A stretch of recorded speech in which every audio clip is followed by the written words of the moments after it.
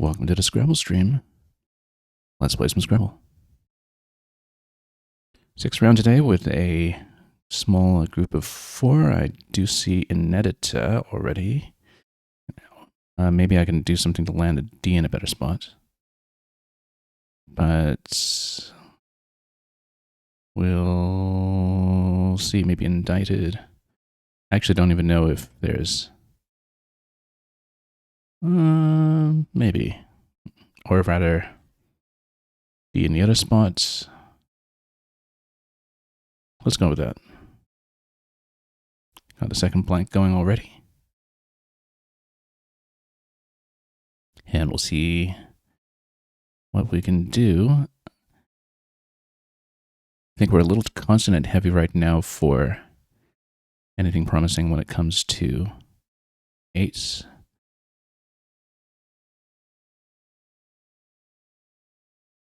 Dejection and such are a little too long, but we'll see what we can make happen over here.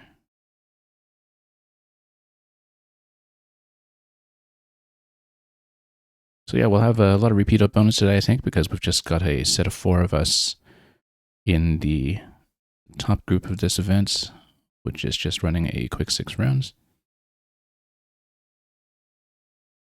Oakham. Now, this, of course, gets me the J immediately to the left for a big hit. So I think we'll take it. I would, of course, like to dump more consonants here, but I think we just have to eat that to take advantage of the J.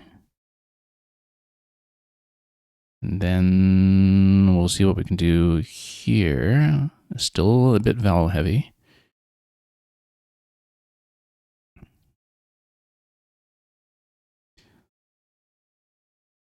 So if we can get rid, or consonant heavy, rather. If we can get rid of some of the consonants, that would be great. I'm trying to look for something like perhaps 8s coming down from the I.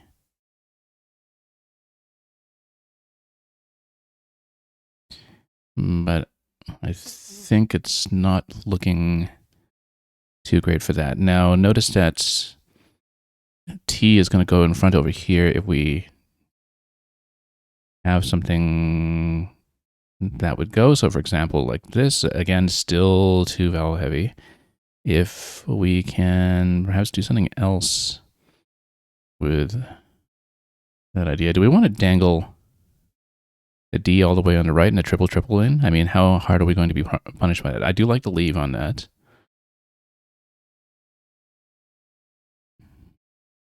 Or we could just, and the thing is, it puts an S lane on top of cat as well. So we would give ourselves some additional space. It's a little bit risky.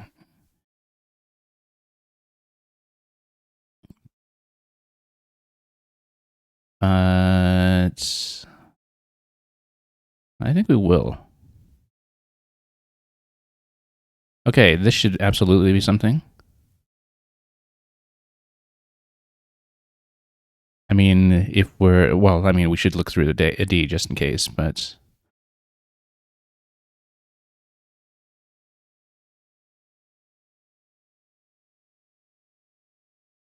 Because at the very least we see something like Indutra's, Radiance.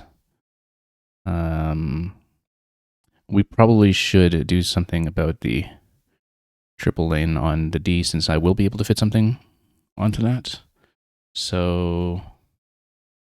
But I will take a moment here to see if we can find something like a triple.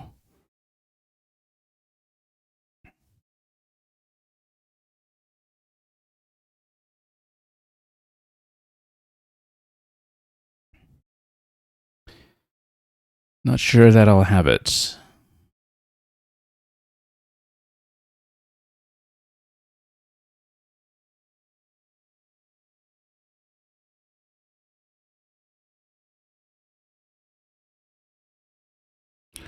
Maybe something RADANTS? Do we have anything that would fit? Or something ARDANTS?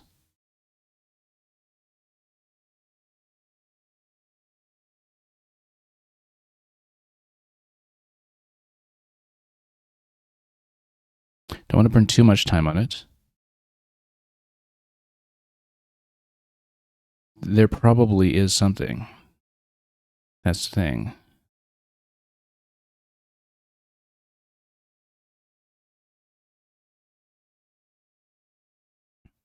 There probably is something that I'm missing.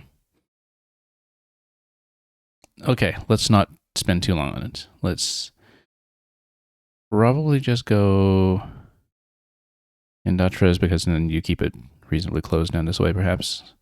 Just leave a lane next to the A down below, but we'll be fine with that. Let's just... Oh, wait. No, that's Intradas. Intradas. Sorry, not Indatras. Intradas on Datras. So that's wrong. I don't actually know if there's anything that goes in front of Radiance spelled this way. I don't like the D spot. We really should just play something.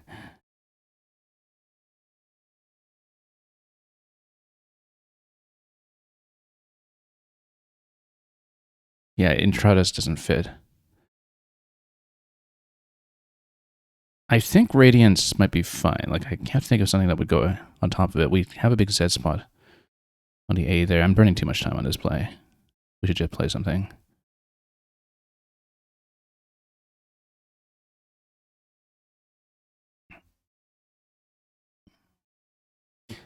Really wish we had something better, though.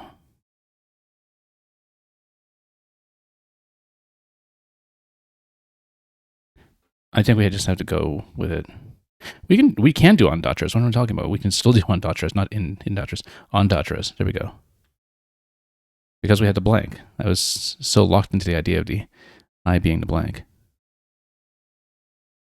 Okay, that's still better. Not quite enough tiles to play through for Vaporized, and we draw a challenge for that, which is great. In fact, I think the previous one drew a challenge as well.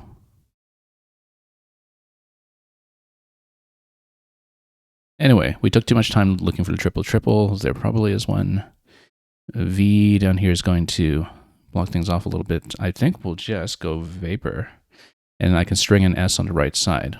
With Vapor, the V blocks off that corner as well, and that will work nicely for us to obstruct further.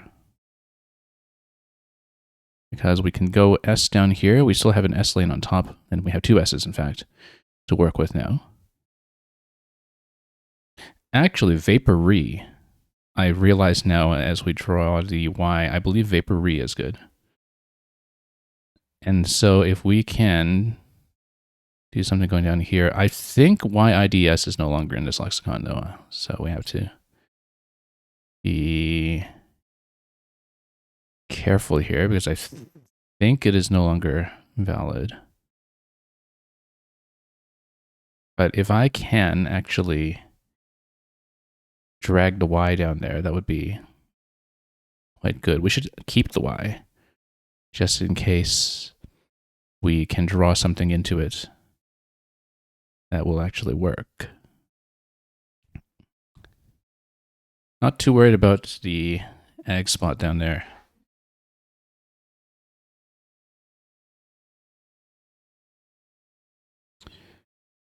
Yeah.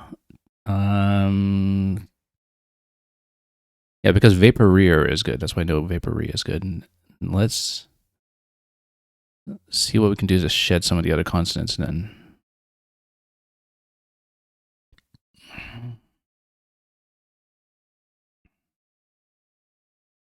I don't even know. Maybe we should just exchange. No. We can do better than that.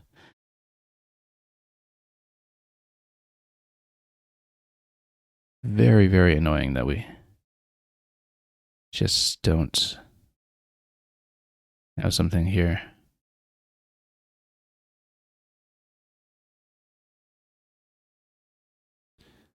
Because I don't want to use the Y when it gives a really big score in that spot.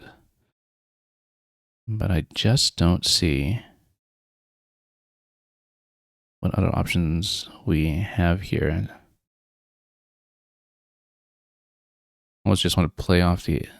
Well, unfortunately, we don't have something that will go to the left. However, if we It's a very difficult turn here.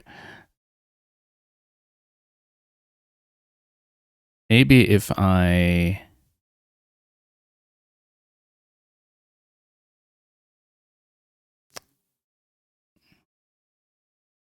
go DS over here, and then we close off the other D hook spot and score 27. I like that.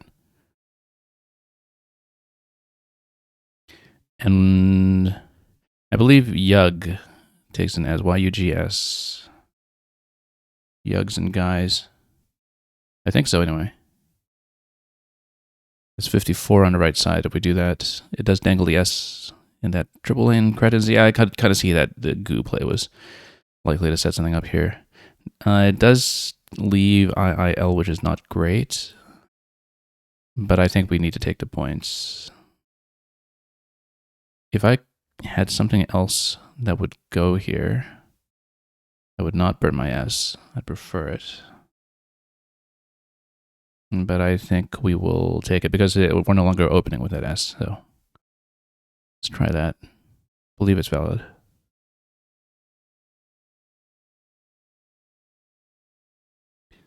And yeah, just to acknowledge this coming up in chat, and Mario, congratulations on your streak and the shrug that you put along with it. However it is that Twitch is going to count that at this point. So yeah, that drew a challenge as well, understandably. And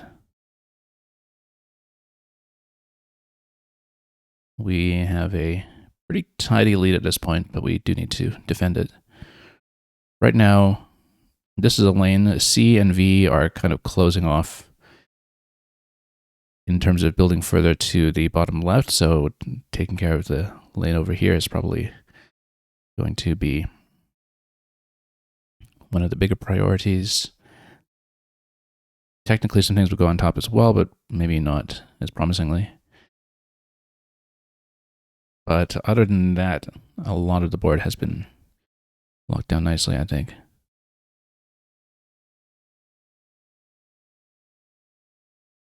I mean, we can even just close down further by just going E or something on here. I would like to get rid of one of the I's if we can. This really shuts things down. I would still be about 100 ahead, and we need to not lose momentum at that point. But this really kills the board. And I'm just trying to see if there's a better way to do this, because we have so many problems right now with all the duplicate consonants.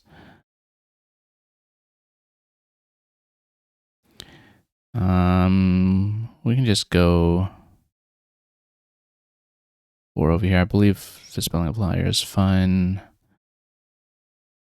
Rather, I would be very surprised if we're not. I guess just go E. I don't like keeping so many I's, but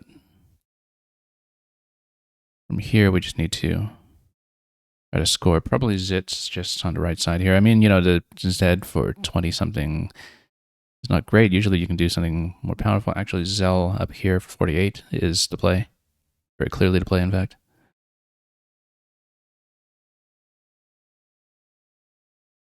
I don't remember if Ono takes an S in front. Sono definitely takes mono.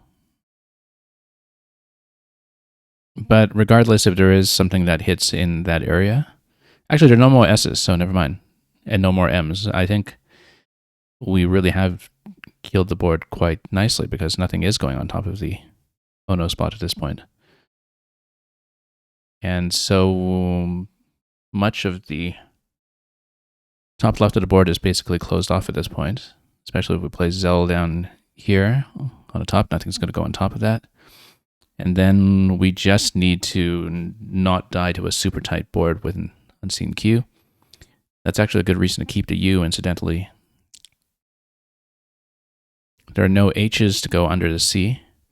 So the only way the board is really going to open up is if there's a play through the C, I think. If there's a play through the C, then you start cracking open the left side a little bit. But until somebody is incentivized to do that, Nothing's going to happen there. Where for 38, that scores very nicely for my opponents. We will, however, just go Zell up here and stay ahead. And then there's the Q. We're in a pretty decent spot for it mostly, except I don't actually have a place to put it yet. I mean, we could just go QIS to dump it, but might even be better not to. I'm trying to see if maybe there's something that would go to the EA with the Q.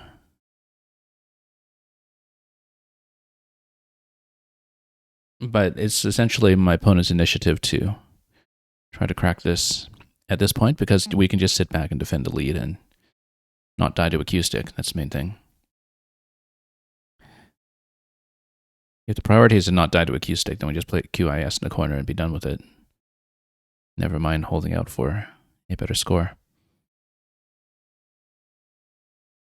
Ideally, what can happen is that my opponent tries to open up here, and then we lock things down with a Q play. And just continue to control any access to the left side of the board.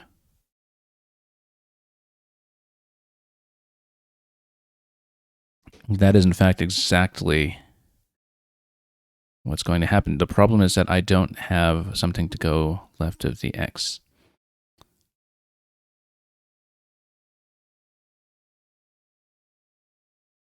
And I don't have anything to go left of the R. So this is actually a very interesting play in that I can't do anything with it, really.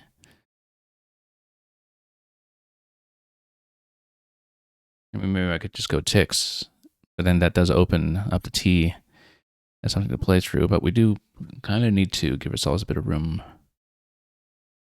But yeah, this is a very interesting play. Very, very interesting play.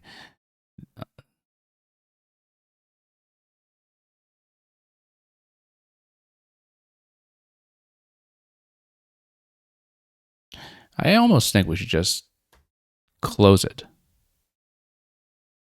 Close it. Kill any possibility of an E going down next to the X, and then we still have plays potentially with the Q. But as long as we can get ourselves out of the Q situation, this is not that bad. And then now we have Quare over here, and then as long as we don't get punished by a triple through the Q, we should be able to stay well ahead. Now the question is, do we risk that, knowing that there is a UNC and a triple through the Q is not completely unthinkable?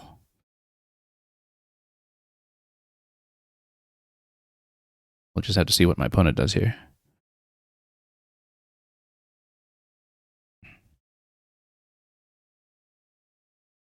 But we'll just continue to play for a lockdown for the moment. And I'm able to go to the S on both sides. Beg, okay. I don't have anything that can go next to the B. We probably don't want to defer the usage of the Q for too long with 10 in the bag. We might actually need to get rid of it at some point, probably just QATS. There's no O left that will go to the left of the B, so the B and beg actually still closes off. So I think we just take the points, and then we leave 7 in the bag. And yeah, the GI doesn't permit any parallels to its left either, so we just continue to do this. Bin full. No, not really.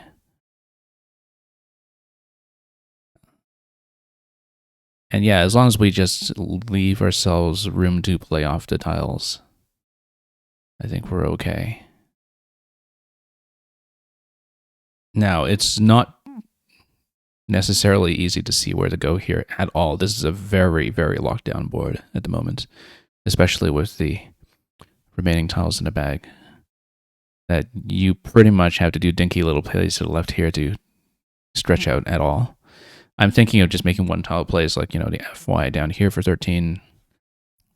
As long as we can just use the higher scoring tiles, we may actually have a very stuck board here where maybe both players have to take a minus at the end.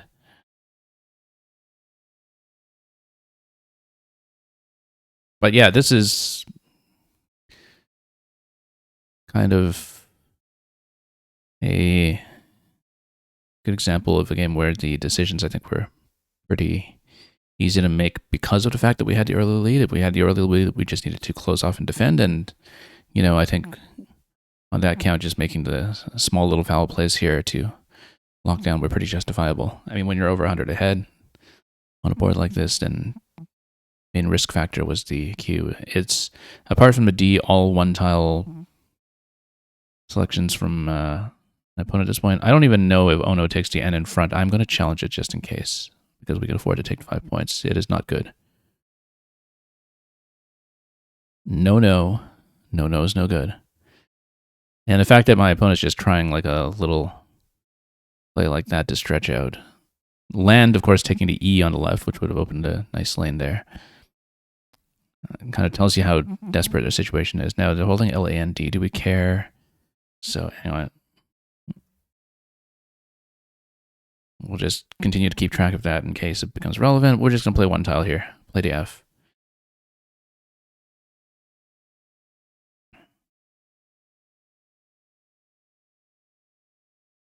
I don't think there's blue line as a single word. Playing off a single D, yeah, because there's nowhere to go. There is truly nowhere to go. And I think we can probably just still continue to play one tile off at a time and just take the scoring spots that exist. Like put a B over here, for instance, and then there's 4 in a bag. So my opponent now holds ALN at minimum. That means that we can kind of see what the available pool is. EEIINRTU in the unseen pool. Inner, trying to give yourself less room there. That's the way that my opponent kind of has to play here. And then, obviously, we need to just close it off.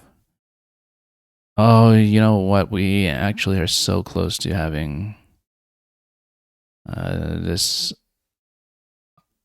Gaelic instrument that I cannot pronounce, except that we don't have the A for it. Because it actually takes the N. So what I'm thinking about is here, but it also takes the extra N. If we had the A, we could have played it. I wonder if I should just fish for the A as the remaining tile. I think that's probably a bad idea, but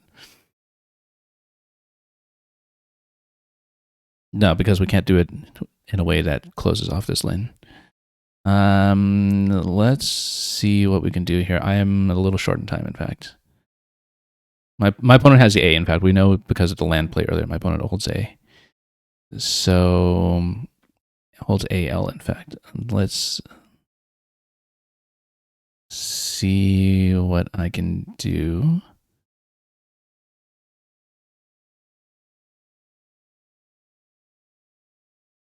I think we... Oh, I don't know. That could be vulnerable to some kind of 999 that I'm not seeing.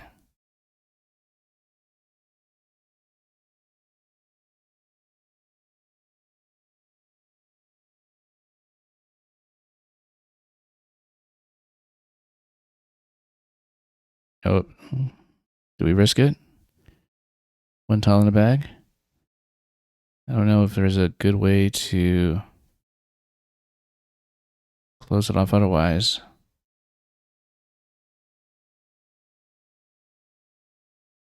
Inlie. That kind of closed it.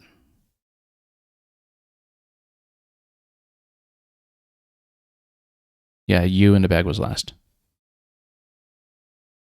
I got 30 seconds. Inlie's got to be good. I know INLY is... Oh, inlie's no good. Okay, I hope I don't get triple here. With U in the bag, actually, my opponent holds AEEILRT. Tree nail, yeah, that's going to finish it. And we have to pass. No, my opponent actually still has one tile because redrew. Okay, let's just play.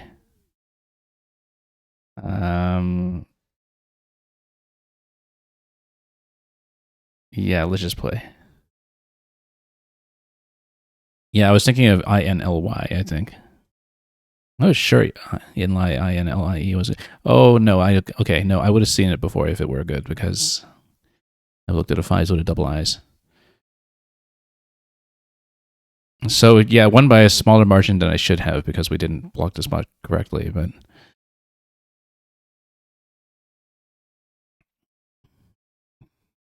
yeah, it should have been a much, much bigger win than that. I just sort of blundered on that turn. Anyway, that is one win in the bag for today. I'll update the record accordingly. And then we'll get ready for round two. But, also, Wafty is no good. Where was Wafty? Okay, I didn't even look at it, actually. This is invalid. I should have challenged it. But for some reason, I wasn't paying attention to that play. Probably because it was. What even happened after Wafty? I played EE next to it. I was thinking about blocking. I should have challenged it. Oh well. Was not paying attention. We will look at available plays in this game afterwards because I am being called into the next one immediately. And I will be going first. So this will be round two. I am a little bit crammed here. I'm trying to see if I have something that would go all the way to the double. I'm going to have to try. I see Brent. I think that's the only thing. I really don't see anything else that will hit. Let's do it.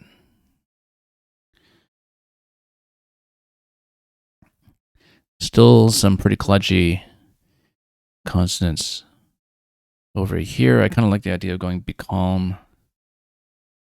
I don't like keeping DG, but oh, okay, that'll be taken. That's all right. So we'll actually, if we can do that, or even just do that, or just go clam, in fact. Although that would take the P underneath.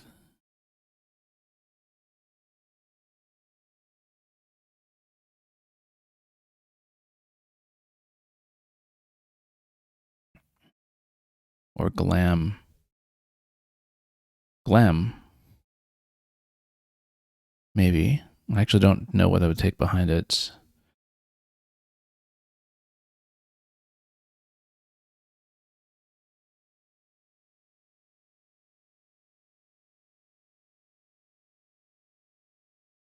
I actually kind of like that.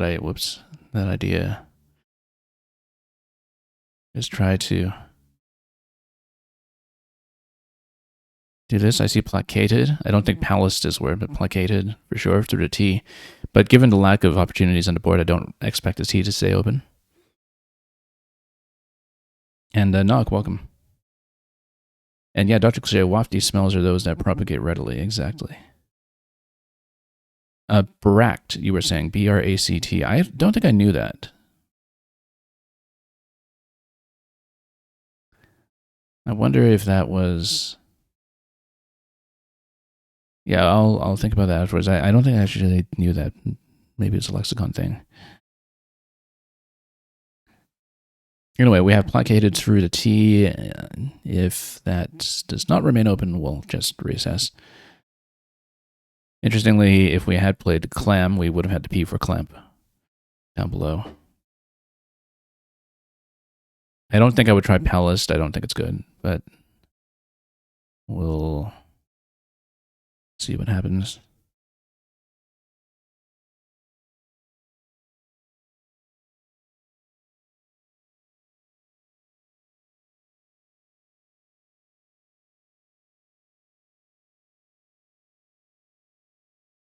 Surprisingly long turn for my opponent here. I mean, it's not a board that has very many opportunities at the moment.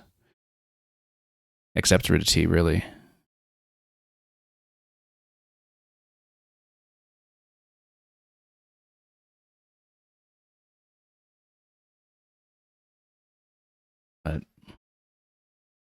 We will see what happens. Yep, and it does in fact get locked. I should see if off flag. I know F flag, off flag. I'm gonna challenge it anyway. I think it's probably good. Because it would be front hook the flag. Front hook the flag. I think my opponent probably does know it.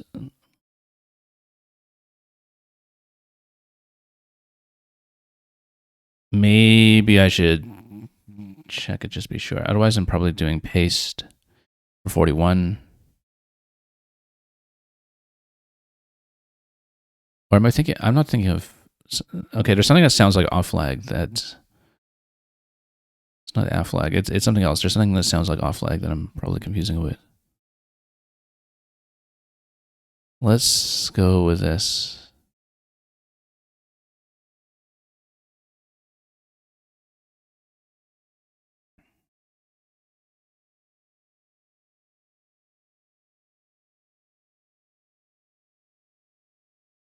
F flag?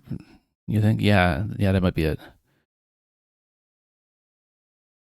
Something with the FL in a late position, not a starting F.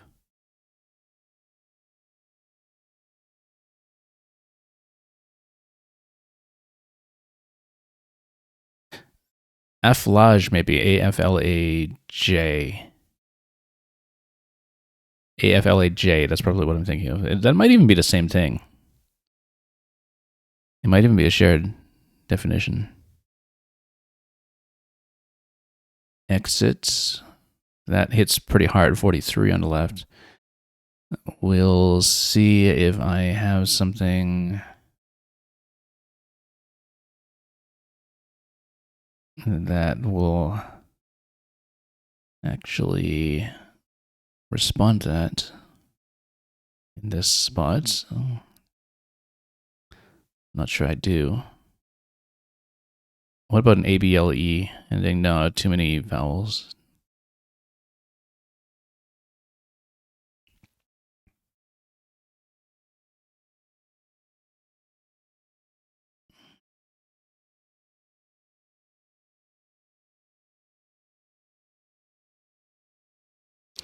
Yeah, I don't like that E on the left, but probably will. I was thinking of just maybe playing Bale or something on the left side, but that actually still leaves me too vowel heavy.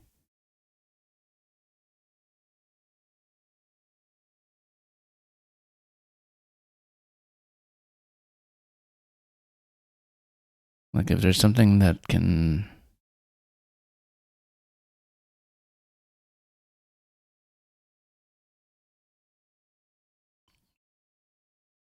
dump a few more vowels there, maybe just. Oh, I don't really think it's advantageous to keep the BIHE like that though. Maybe. Yeah, this still kind of opens up a lane on the left side, and actually there probably are just massive extensions that will go into able up to the triple. You know what? Let's just, well, okay, fine. Keep too many vowels. And that is exactly what happens. I feel like that was a bad turn. I feel like we could have done much better. You think I may have had an instance of the most alternate spelling word you've ever seen to date, even compared to like the whole Galabia set or the Jalab, Galab, Galabia, Jalaba.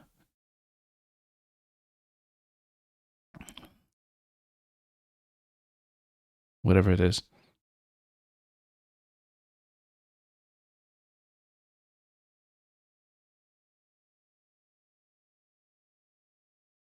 Yeah, you think I had one. Okay.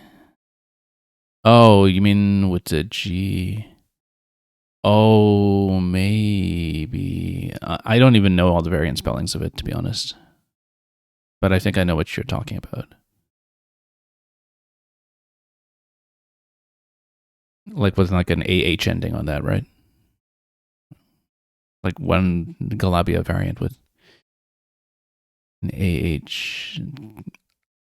I need to do something about the vowels here. We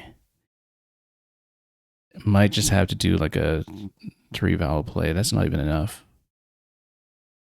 Might even have to change. Or just go EAU somewhere. There isn't really a good spot for that.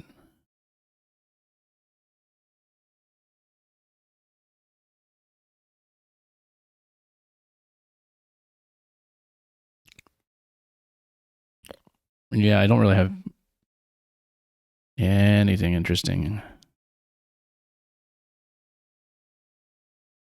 as a way to play out of this.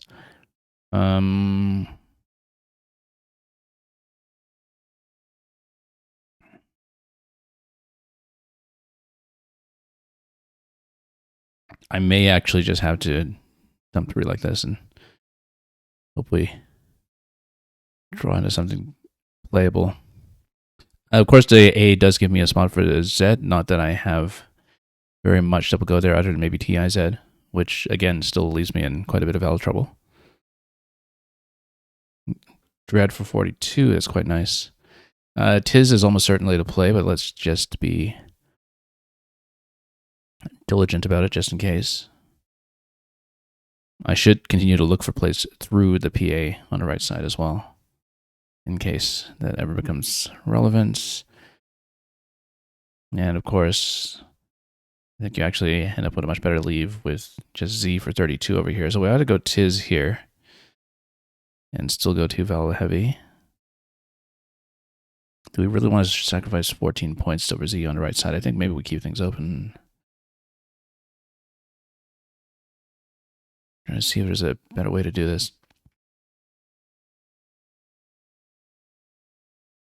I mean, we can also just go Z, E, E over here. Then that dumps all the E's for 38. And then the E's are actually depleting somewhat.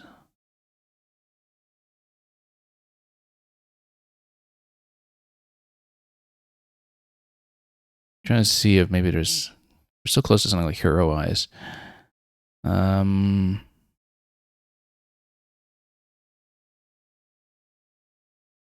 Let's go with that. Yeah, still 2 vowel heavy. Probably not great.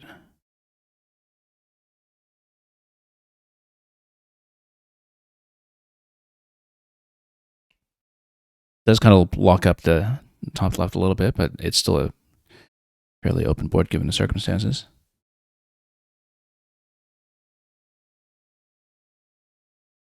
You see, I don't even know how to spell what is it, like Galabier or something like that, or some other kind of Galabia.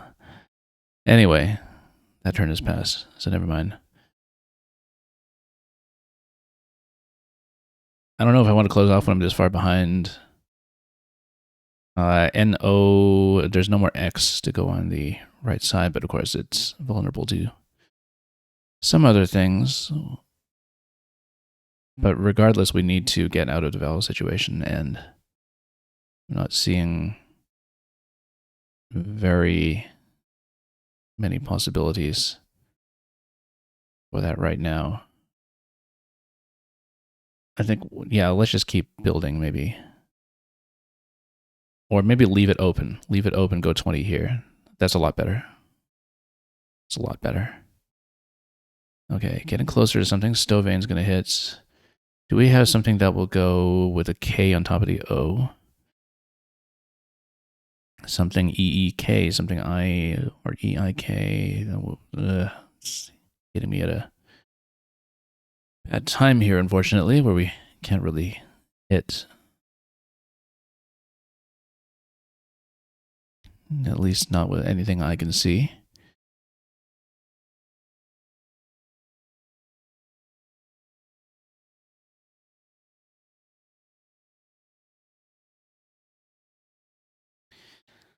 I am, of course, still looking at a D on the right side in case anything promising might happen there, but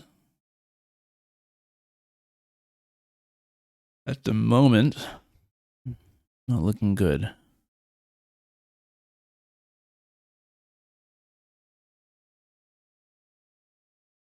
Let's just go maybe Keats. Okay, we'll get one out of two blanks. Relatively late blanks in the game, with both of them kind of coming out in the back half. I didn't really want to spend the remaining E, given only two E's in the pool, but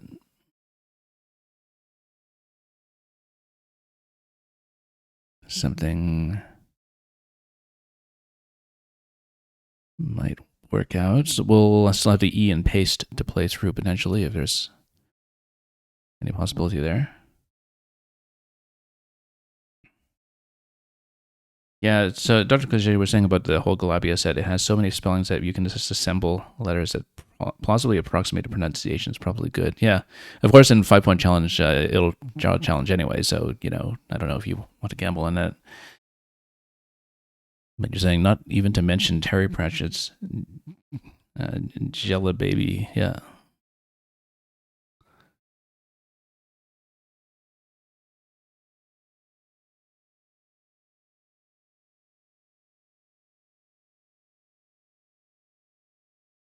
I never got too far with Pratchett's repertoire. I actually should go back to it at some point.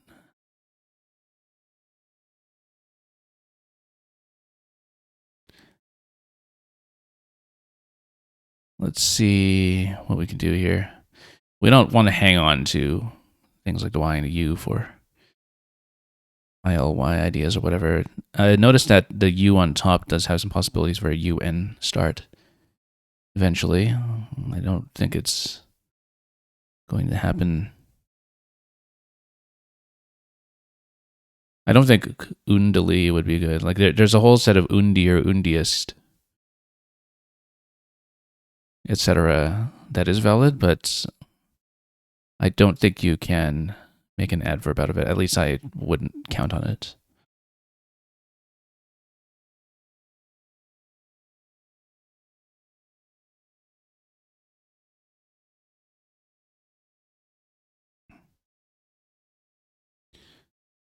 So the question is what we do with this. We want to leave the right side open for as long as we can afford to.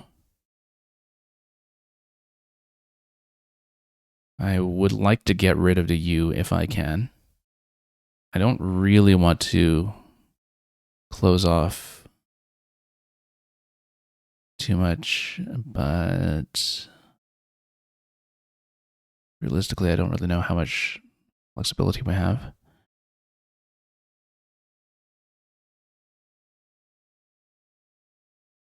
Should actually look at the NOID ending.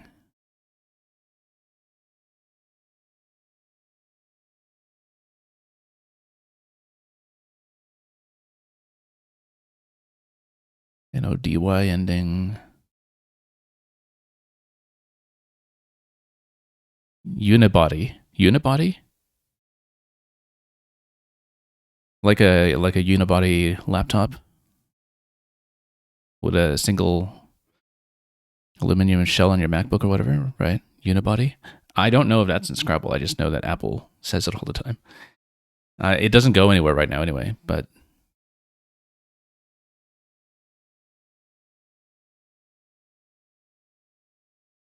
let's keep an eye on that. I don't know if I'd try it. Unibody. Unibody. It sounds so natural.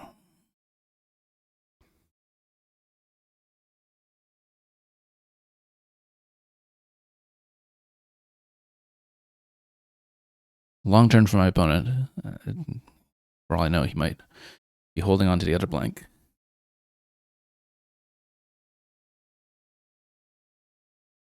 But yeah, the U is a real drag here because, we might have a UN start on the top lane, as I was saying, but you're unlikely to be using the other U with it. Don't really have very many good spots to fish off just a YU by itself and managing to score any points with it. This here, down here, really messes things up because it does close off the E spot under ID. For any E start, it will have to have an S start. And there at this point, which makes me think that we need to think about how... Yeah, I really, really do not want to close off the top. That's the thing. But then at this point, I'm going to have trouble even scoring enough points.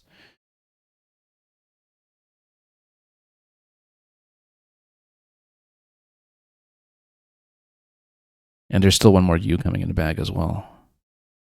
I mean, we can kind of, fish off for 6 points, but then even one bingo is going to have trouble catching. And then I think the right side is going to close very soon if we don't do something to stretch things out even further. How about this? Oh, that doesn't get you anything. Doesn't open up any space. I think we need to potentially have an S start under J, under JAY. But again, like, I'm just going to score nothing on this turn. And yeah, this obstructs too much. This kind of obstructs too much.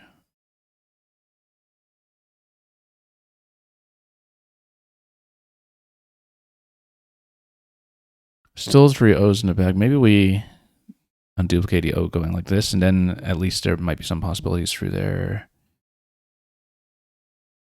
I didn't even think about the ing ending, in fact.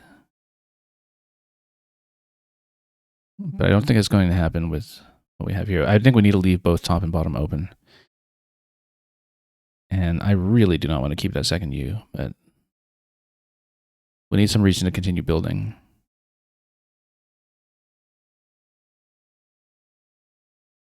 And during,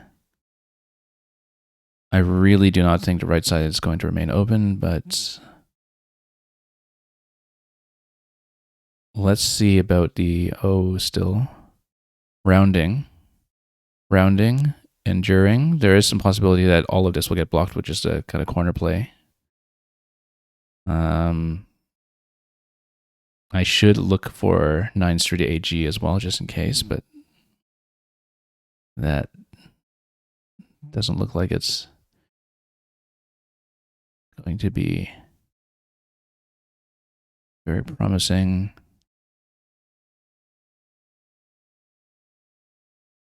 Yeah, okay, enduring, rounding, not really anything through here, I don't think.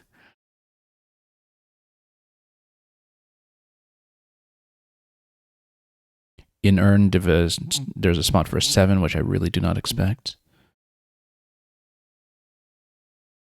I do expect, well, I mean, my opponent has a blank, so anything can happen, but, we'll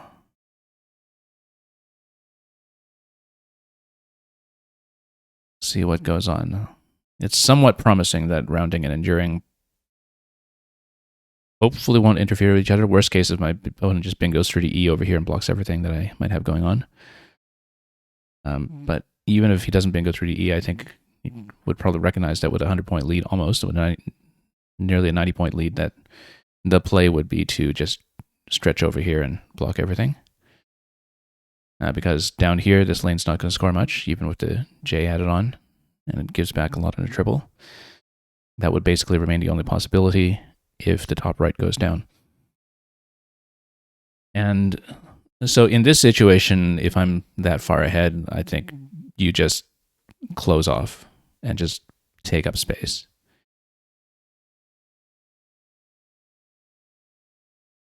So yeah, you saw Woundily. I didn't see a W to play from. I was thinking Undily, O-U-N-D-I-L-Y, because some stuff like Undir, O-U-N-D-I-E-R, and Undiest is good in this lexicon. Yeah, I know, because Woundily actually sounds like a word, right? Whereas Undily just sounds like a Scots word, maybe. No, because Undir, Undiest are good. That's what I was thinking. That's why it totally sounds like I was saying Woundy or Woundiest.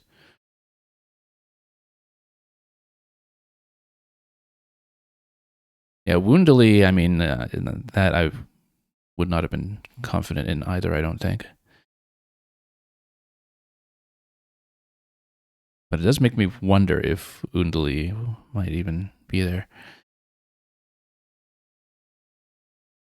So, long turn from my opponent, and could be that he's taking the time to search for a blank bingo, could be that he's having trouble figuring out an obstruction, but again, not knowing what he's holding, I think the play is clearly just to obstruct. very clearly. But perhaps he doesn't want to get into a situation where I bingo and then he's got no comeback, and that gives me a promising route. But again, a bingo in this lane here, even though it would score off of JAY if you have an S start with one of the two remaining S's or the blank, it does give back both triple spots potentially. And so you'd have a little bit of volatility at the end. Still a couple of the 4-pointers in the bag, F, V, and W.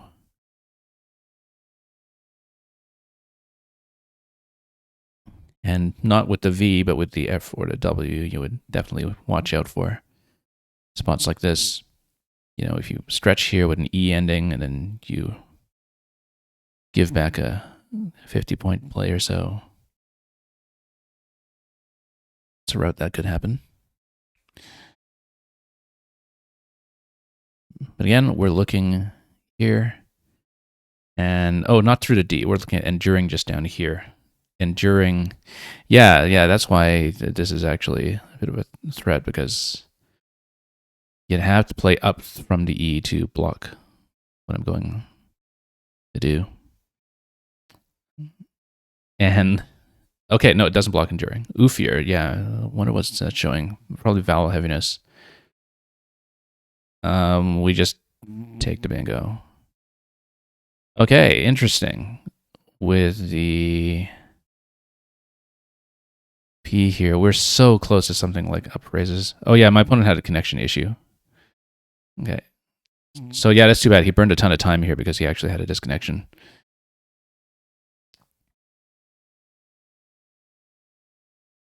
We're so close to something like upraise or...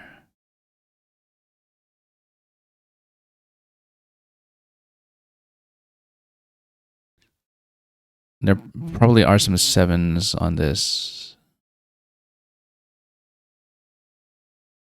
as well.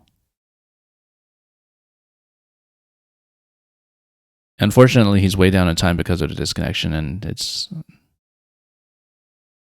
not something that you can really make lenient. I mean, I would feel bad about, you know, beating him on time in this kind of situation where it's out of his control, but yeah, he's going to play it through. And, well, like I was saying, up raises with an ES draw actually is possible, or an E blank draw.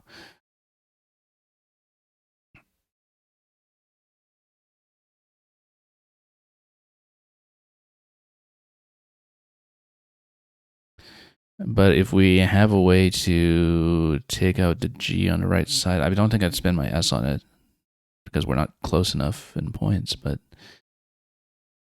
I feel like we just close this with OU and then see if we can actually get something like upraises on the top. And then this way, if we go OU down here, we actually still have a 7 spot off the JAY, and then we leave 2 in the bag. I actually like all of that about this play, even if it doesn't score very much. Oh, look at that slinger's going to go down. Okay, then we lose.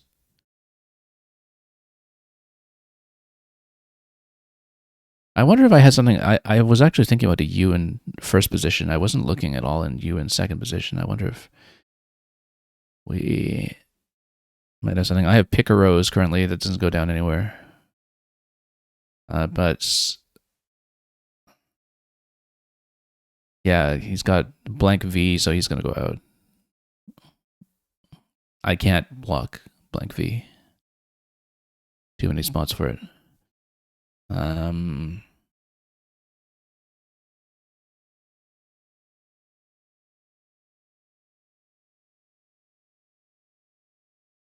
I think we just probably go capos up top or something. 33. Because, I mean, unless it's true to U, I have no lanes.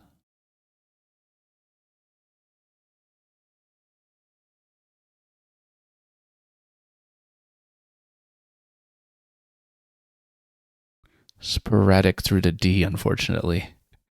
Worth looking at just in case something would have hooked on, but no, it's not going to happen. prosaic is not going to go down anywhere. Again, worth looking just in case. But yeah, no, too many blocking tiles all over the place. I think we just go capos and let them play out. Okay, and then we pass it, and we both wind up on time. Unhome is actually no good. I feel like this came up recently in a different game. So Unhome is no good. It's jogging my memory for another game where it came up. Even relatively recently, I think it's one of those situations where I just thought it looked familiar, but maybe it looked familiar because it actually was a challenge situation. So, because I didn't even think of challenging it. Maybe Unhomed is good, and we didn't know. No, it's not. So, yeah, I just, for the second game in a row, failed to make a critical challenge, perhaps. Again, we haven't had time to look through any of the games for plays just yet. We may want to look at this one if we have time, but if I'm pulled into the next game, we'll just go.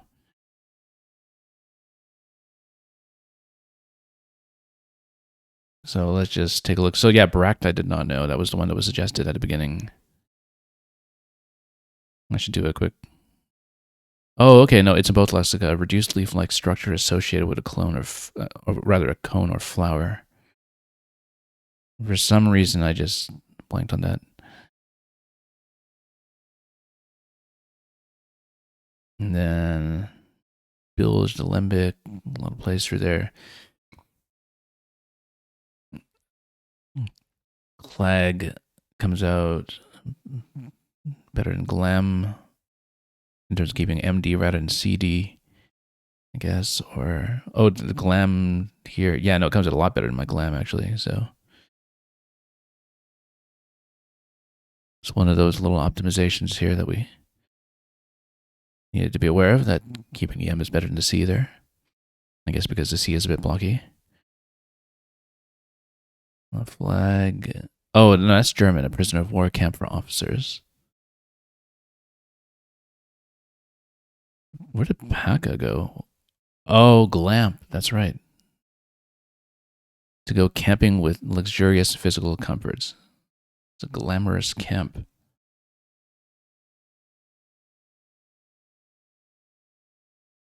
I've seen it before. I just didn't know what it meant. Glamp.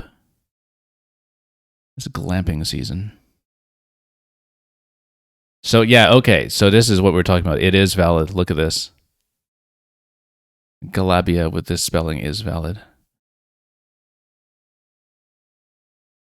I would have had a hard time sort of figuring out whether to try that. But it was absolutely there. I was trying to look for something habitable.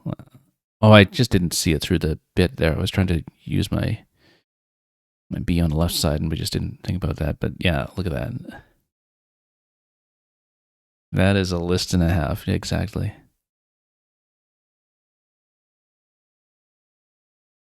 Doesn't have the Pratchett spelling, though.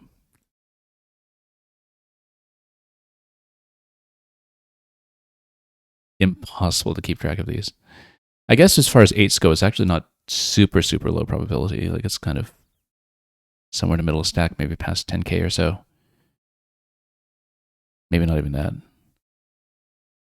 Actually, it would be one that if you have this spelling, you would kind of know it if you look at the alphagram and then know that there's no ABLE ending on it, perhaps. And then that's how you would kind of index it and have it come up through study. Galabia. Unbelievable. Ooh, Heezy. Serves me right for not knowing some of the Colin Sixes. I say Collins because I see that Scott's here. I think it must be a Colin Six. Yeah, Unhome was a phony, but then Humvee would have gone there in the same spot for even better. Yeah, I missed some of the possible vowel dumps. That would have gone a lot better. Dike tone. What is a dike tone? A compound used in dye manufacture, which is why it's still in the lexicon. There was a word that I played in a tournament over diketone. Okay, that makes so much more sense. Diketone. No, because I was thinking, why would diketone be good? Because uh, bull dyke is no longer in the lexicon. Bulldike. It's spellable with both the dike and dyke. But I actually did play that in an over the board game shortly before it was expurgated. It's very unfortunate that it was expurgated because it was one of my proudest finds. Yeah, it's diketone. Of course it is. Diketone.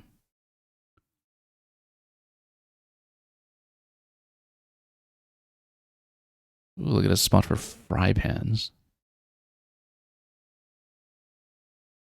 So yeah, nothing really possible down here. Oh, I missed this spot. I missed a couple of spots. I was thinking of YOD down here as well. I just didn't know if I wanted to shed that many consonants at once. Yeah, so enduring fits uninured actually would have fit up here as well. And I was looking at the end up top. That would have left more promising lanes, I guess, down below, maybe. Although enduring opened up a bit of volatility, I guess. Hard to say in that situation. And yeah, got nothing going on display. 4 in a bag, this would have emptied. It would be interesting to maybe look at a sim for this one and maybe see about it afterwards. Yeah, and I missed Pisco up here, but other than that, really not much going on. I am going to request the sim for this one just in case we want to look at it at the end, depending on whether we want to. I think it's more interesting than the first one that we kind of clearly won. Still waiting for opponent on the next game while we're doing this. Just give me a moment here while we figure out what's going on.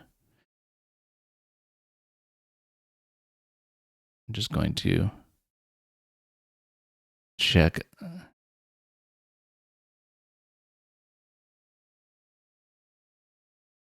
Yeah, they're filling out numbers a little bit for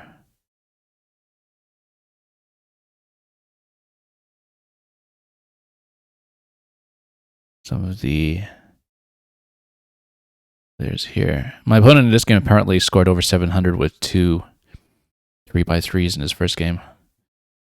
I actually kind of want to take a look at that. Let's go back to the tournament for a moment. Since we're waiting for an opponent anyway. I'm very curious. Because, yeah, he scored a 709 in the first game. Look at this. With Outtrade up here and Gantlets down there. And there was apparently a phony IA on the board somewhere polluting this. Oh, probably down here.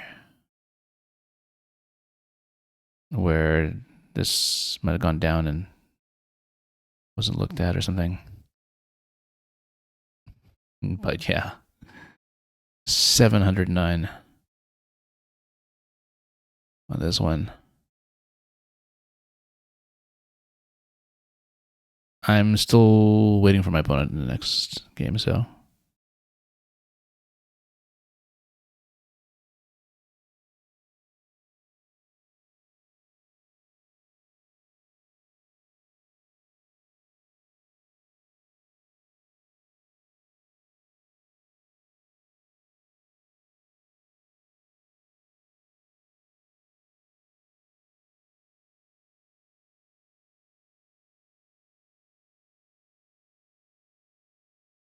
So we'll see what's going on. Yeah, when I scrolled into the game to look at the 700, it actually kicked me out of the ready check where I'm waiting for opponent, so we'll see if he's going to be online. We can look at my other board while we're here, which, again, should have been a much clearer win than what we did there at the end.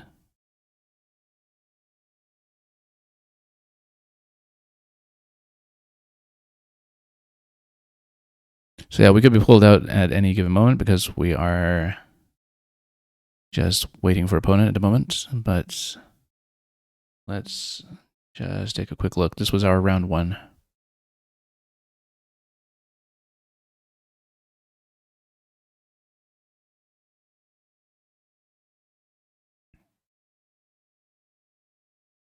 What is oakum anyway? Old ropes untwisted for caulking the seams of ships. I missed injected. How did I miss injected? I was thinking I was too consonant heavy. I didn't even look properly. I should have found it easily. That was a huge miss. But I guess I was thinking, okay, you played a J over here. You keep the blank. It's actually not too far down from injected in terms of equity, and actually did lead to the situation where we had the super closed board.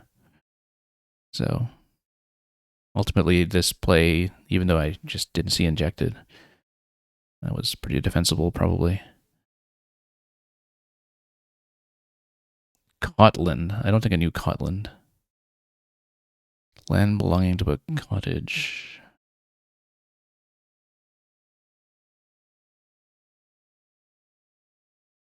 It's probably something Scots and not just because it looks like Scotland. Condolent as a 9. Beautiful. But yeah, Cotland, if one knew it, would have been to play.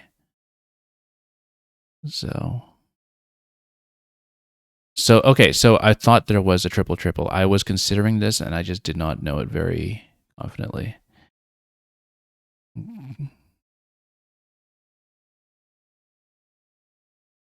I would have seen a 7, I think, but I didn't know if that took an S. But we did find Ondatras in that spot. And Radiance and Ondatras were the only ones that fit, so we saw both of those. Yeah, I thought I'd miss something there.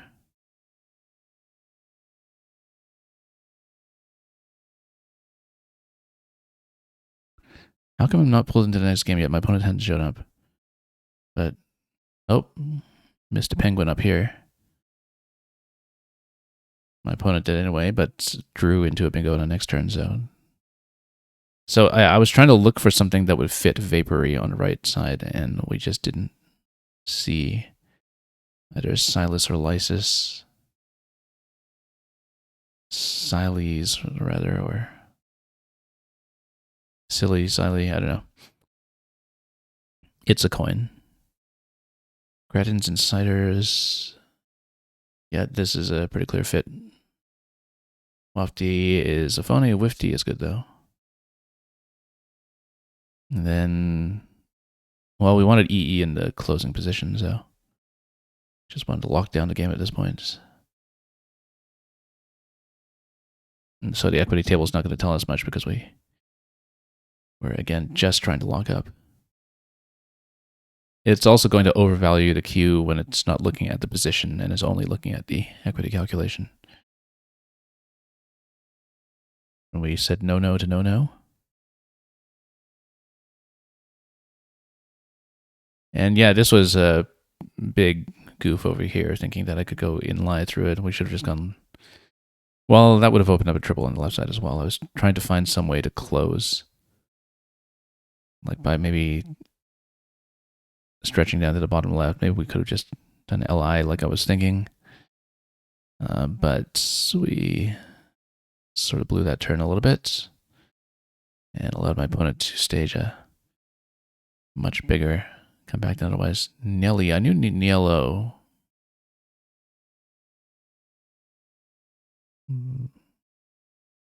But anyway, we just wanted to take the win and leave. I'm still waiting for the next game. I don't know what's going on.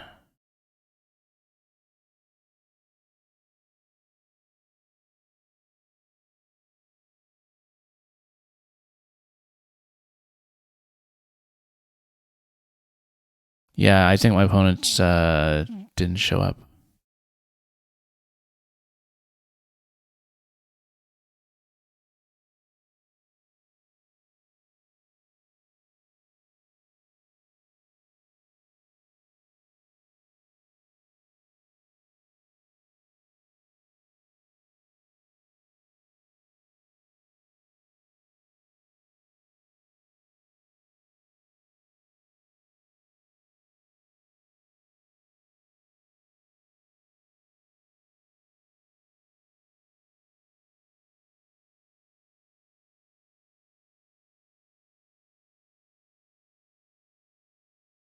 I don't even see my opponent on in the lobby right now, so I don't know if they had a connection problem on that side. Since we're waiting, we might as well watch the other game.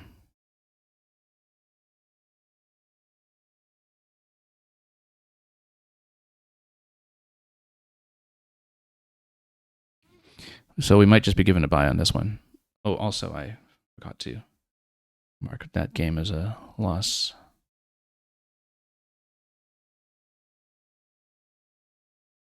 So let's have something to watch at least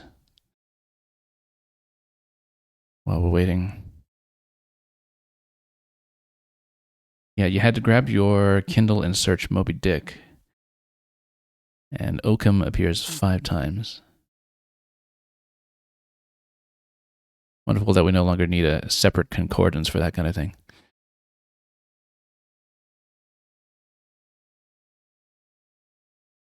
So yeah, I am just waiting for my opponent for round 3 because I think they might have just flat out disconnected.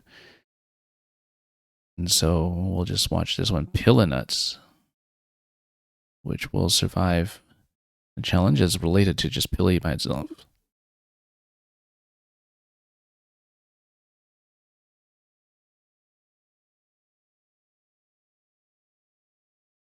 I'll probably be given a forfeit win for this round because we've been waiting for long enough, but at the moment we'll just continue to see what's going on. This is one of those racks, tangos here that looks good, but is actually difficult to fit through a lot of other things. I don't see that there is anything other than tangos here that would go. I mean, obviously the place to look at would be the oh yeah, no, tangos just goes down. I think it's one of those famous racks with the G that just doesn't go, if I'm not mistaken.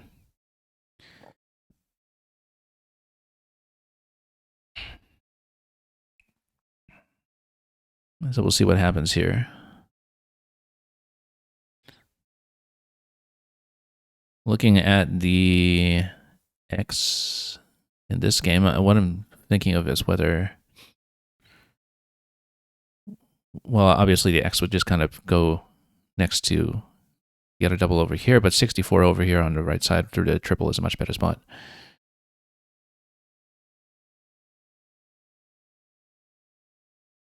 And let me just make sure I'm showing that I'm just observing this game.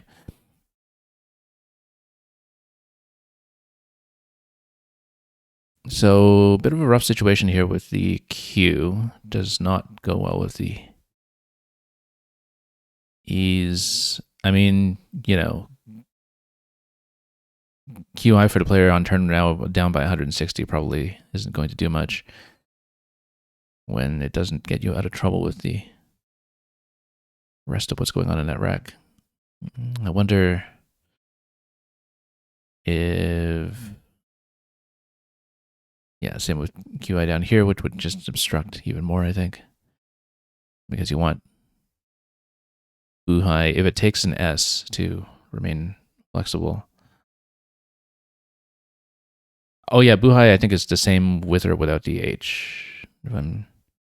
Yeah, it's also Booai, Booay, and it's New Zealand English for remote rural place as an up the Buhai. Buhai or Buay, I'm not sure. But you can be up it regardless. That looks like a particularly bad play, but keeping QER Y. I mean, I guess, you know, MIR would take the Y on the right for Myri, and you could continue that way, but, you know, keeping the Q in that kind of situation and just scoring the extra bit with the S here does not look that advisable. But that seemed like a particularly difficult turn to play through, so. Because, you know, QI by itself doesn't get you out of trouble, but nothing else gets you out of Q trouble in that spot. So, I'm trying to remember if YIRR is good. Yeah, because I was thinking, if you go, unfortunately, this would block the Buhai S spot. But YIRR would kind of force an E start over here, and maybe it's not great. Would have kept QEES, and that doesn't do anything for you. Not enough space on this board for that many comebacks at this point. I mean, you've got lanes up here. You technically got a lane down here, but it's very obstructed otherwise. And, somebody would probably have to stretch here at some point to open up the bottom, but then that obstructs the S lane. Maybe something like a fork over here. That was what I was thinking, is that you kind of fork over and have well, not fork, but like open, and then open up a second lane.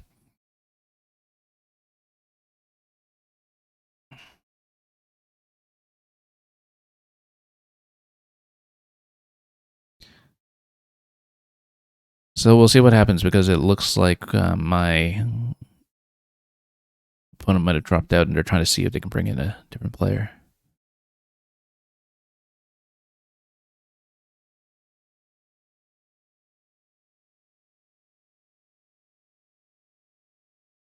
So yeah, currently just trying to keep an eye on what the situation is.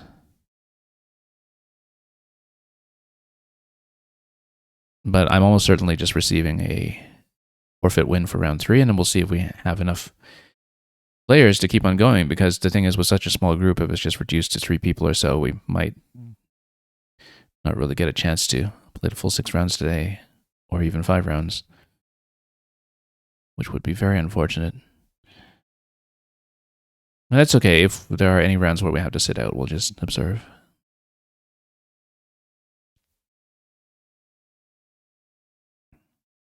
Because there are a fair number of players showing up today, but it's kind of split off into 2 divisions, and top division is just a little bit light today in terms of anybody showing up. So that's how we got into this situation. This dangles the S lane down below, but there's no S. Actually, yeah, I should have paid attention to the fact that one of the reasons why this was a particularly bad play is because it was the case S, right? Like, you're basically blowing anybody's chance of taking the S spot down here. And look at this. I mean, what a spot to be stuck without the S now and have no S's in the pool remaining. So I feel like this was particularly dubious.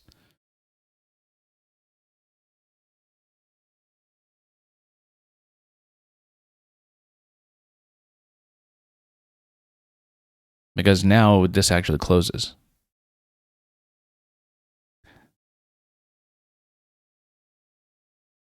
I would go AITU down here.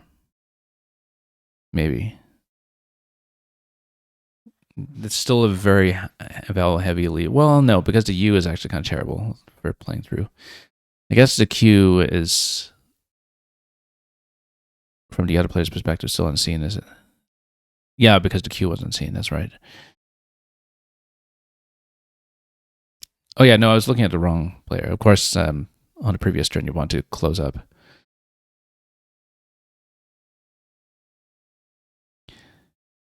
Still vowel heavy. Obviously, a D does exist as a lane, and given a sufficiently heavy consonant here, that actually could be something with catch-up potential. Other than that, maybe something like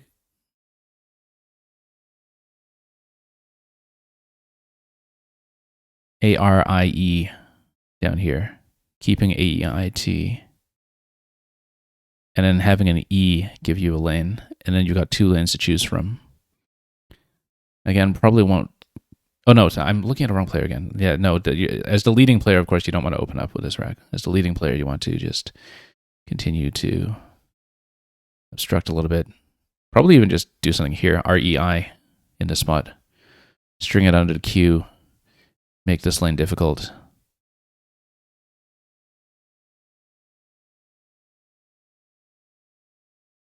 That's probably what I would do. I mean, you continue to do little scores over here on this side as well. Yeah, it looks like I've been given the forfeit. My round 3 score has been recorded. it says. Okay. Yeah, so they're trying to see if they can get some kind of replacement player for our group, but otherwise we might even have another bye after this, and that would be very unfortunate.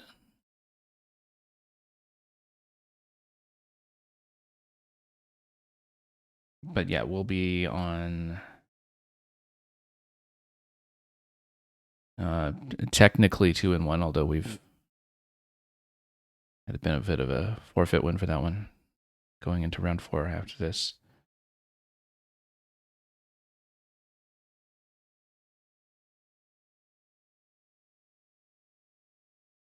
So we'll see if they can pull another player in.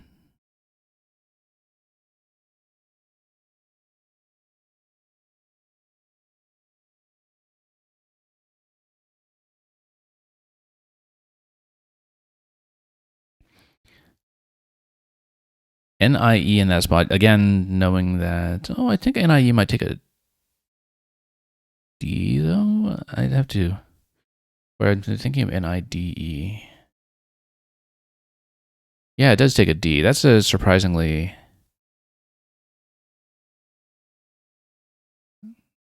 open play in a position where my inclination would have been to really lock things up.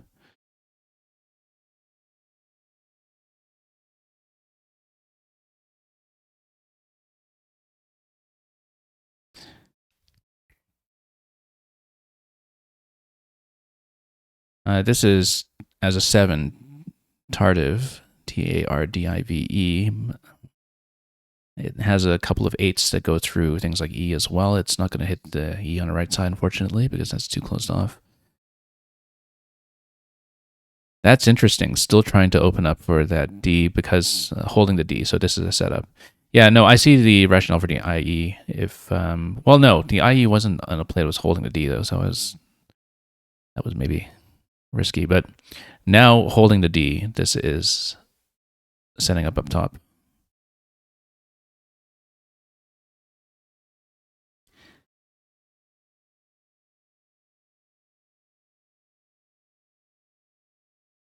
And you can see what a problem the G is here. And that, yeah, treatled is just going to hit. Fearing here doesn't look like it's going to go anywhere.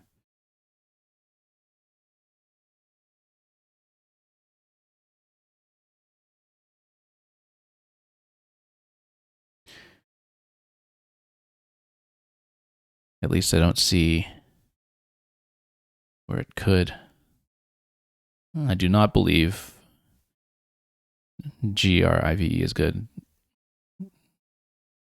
Didn't think so. And I don't see any 8s coming off of the T.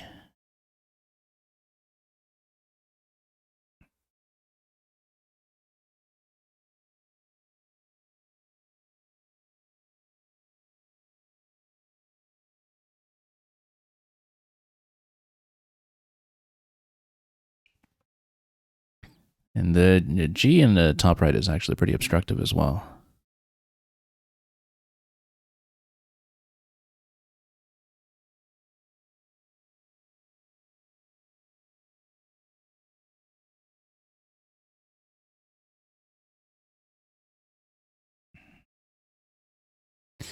Probably just go Barfy or something here. I mean, I think this is absolutely losing position at this point, so, it doesn't do much, but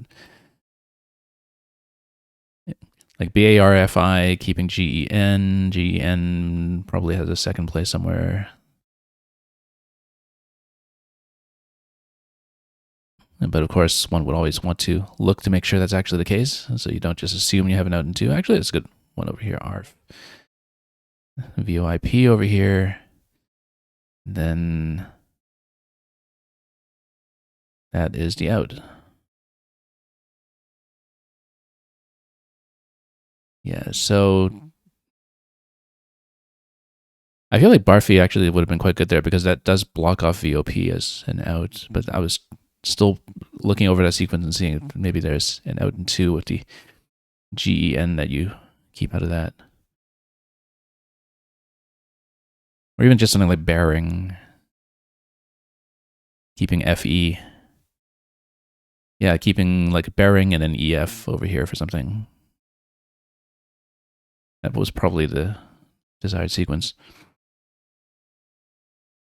Like BARING over here, it blocks off the VOIP play, probably forces it somewhere else, and then you've got more spots available for the E and the F. The top left being the most promising. And pretty much not something that would be blockable given the V situation. But I think when players are that far down, they don't necessarily try to optimize the endgame like that, and they sometimes be eager to just get out of here. So we'll see what's going on with the next round. Hopefully we actually get a game, which is not totally clear at this point. I'll keep an eye on what's going on in the tournament chat. Yeah, we might actually just have a bunch of rematches for the remaining 3 games. Because it looks like the director here, Scrabble Man, might drop for the rest, and then that makes sure we don't miss rounds for the rest. Because otherwise we have to have, just a person sitting out every round and a very small rotation.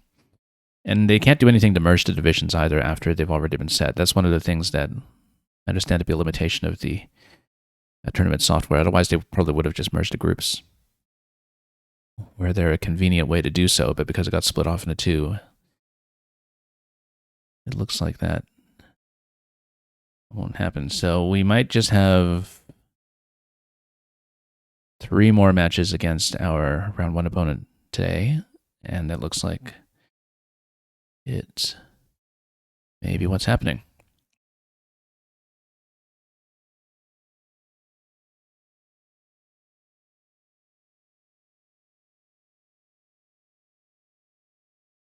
So we'll just hang on and see if the pairing comes up, but I think once it's managed on the back end, then we should be able to get into each of the successive games pretty quickly today. While we're waiting, we can just look over this one. Oh, actually, no, we're ready. Okay, let's go. Okay, way too vowel heavy at the moment. We'll try to get rid of this somehow.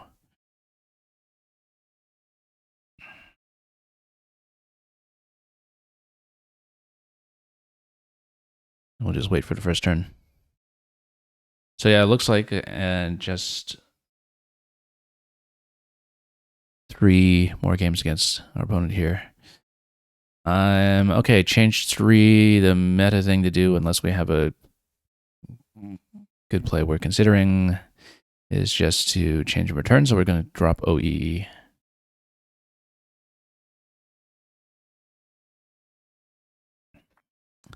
I don't see a 7 in this yet, but I think we're close to something.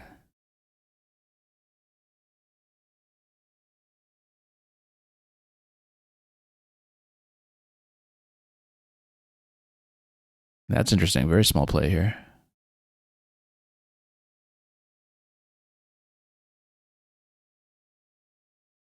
I should actually see if we have something through the X.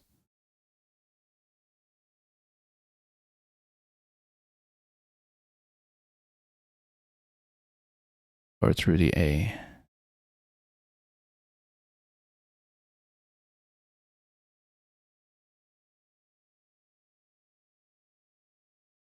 If not, I think we'll just go parallel to it. Go with Peck over here. And grab the 22, and then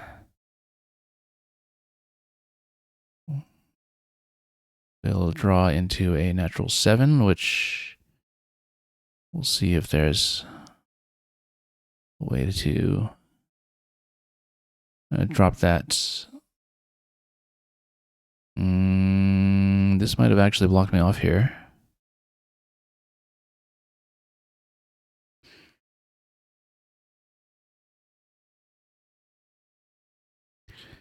Unless there's a backhook to PEC I'm not seeing. Okay, so I guess we'll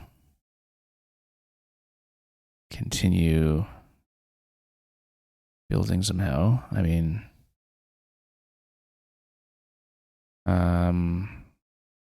thinking maybe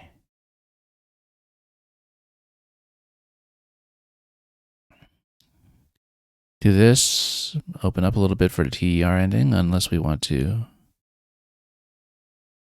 use something a little better. Might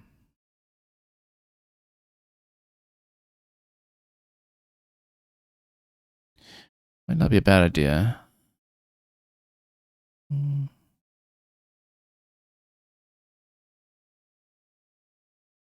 Okay, she had too many vowels at once.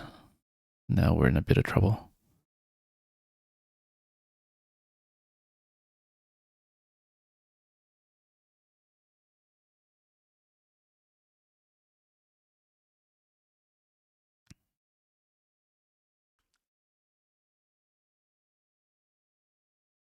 Yeah, we're pretty much sitting on a bingo rack, but just not on a board that was going to let that happen. We do have S hooks and all that. Given that the score is pretty close at this point, I actually think that this might even be an exchange turn, like drop Q and K or something. Unless we really have something that we want to do. You see, my opponent is also making small plays to try to set up for something, so we need to be aware of that and not get caught out. The thing about EXO is that it does take the N on the end. We just don't have something that will make use of that unless we just go Kern or something for 29. But then we're stuck with QST, and then yeah, so I'm thinking either this or exchange. But it looks like my opponent is probably setting up for some kind of bingo play, and let's take it though. Let's take it. And we will in fact get U with our Q, but it won't be that good without different vowels to put into play as well.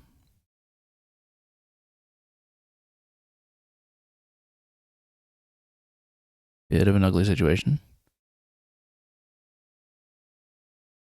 We need a vowel in a nice clean position to play through with that Q.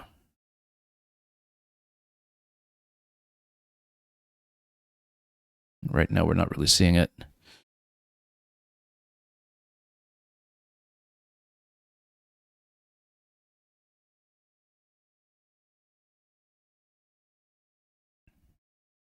Yeah, my opponent's last two plays were BA for 12 and OI for 14. They're clearly sitting on something probably close to a bingo.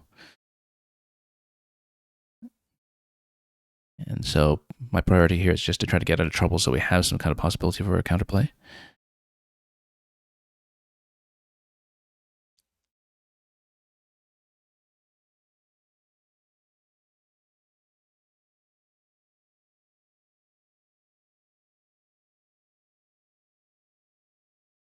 Right now it doesn't really look that good.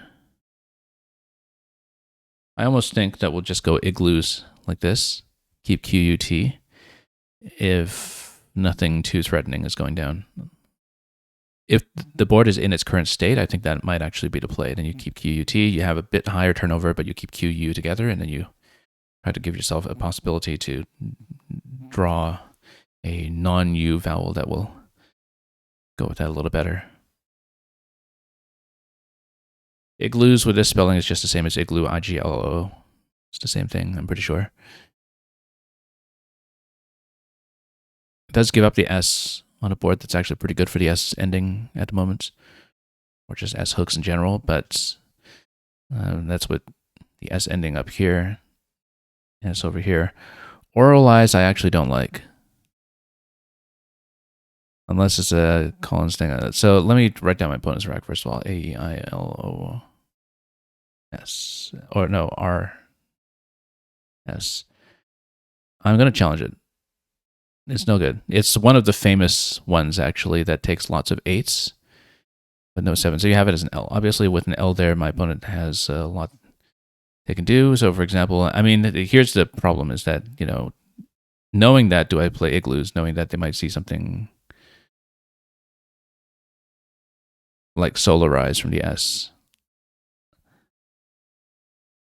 Because I feel like I can't play that now. But on the other hand, maybe my opponent sees one of the other bingos and they're like Aura sees Oracies. But then given how much time they spent on that, maybe they don't. So tough choice here because does my opponent see something like Solarize, for instance? Which would then give way too much back. I think you can't rule out that they would see it. But then now it means that I can't just dangle something with an S hook. So, for example, I can't just go SUQ somewhere like that.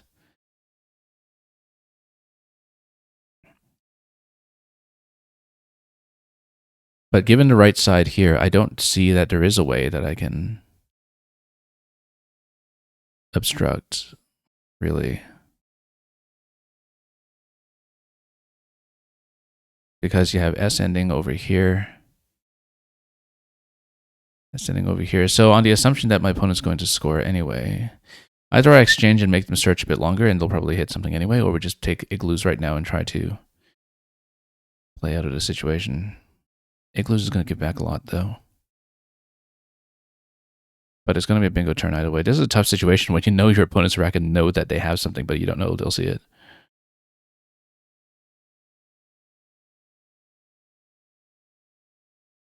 Let's take the chance.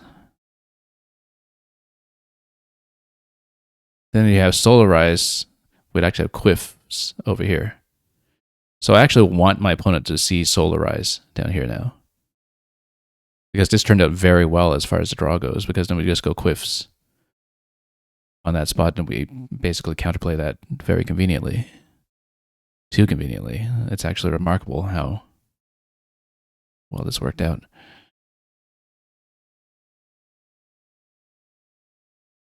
Of course, it's always possible that my opponent just plays a completely different bingo.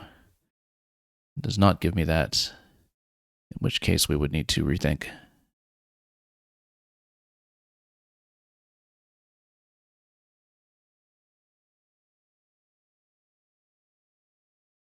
But let's see what happens, because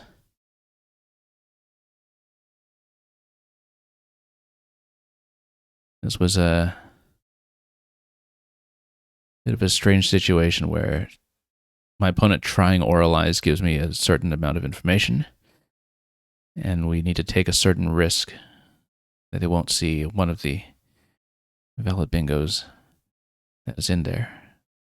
But at the same time, I want them to find Solarize now. Stretching to the right. Radios, fine, okay. It's too bad.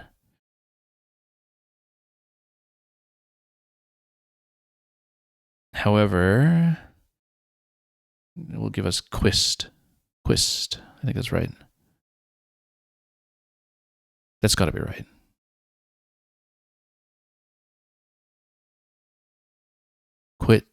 Quist.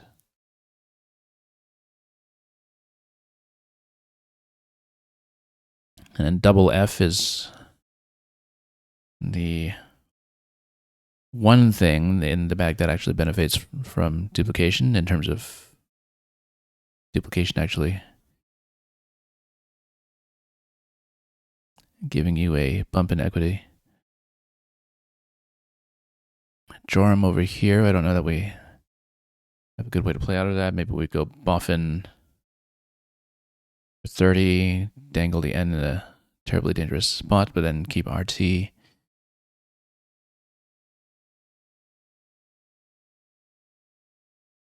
Because I'm in a bit of an awkward situation with my rack for most other things we could think of trying. So hopefully we don't get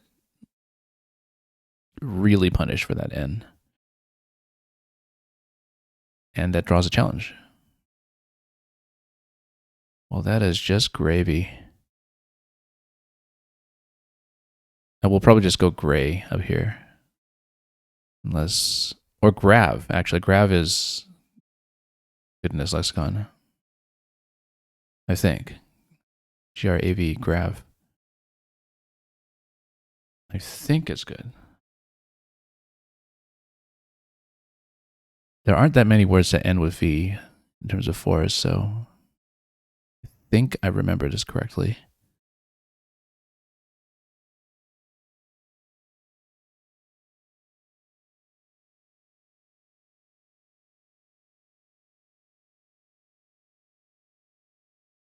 Oh, it's too bad my opponent didn't see Solarize. But that's okay.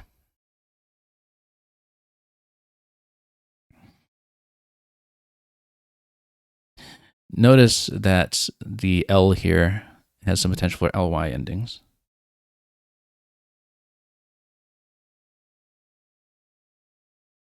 And welcome Meng. Horny like a horn, right?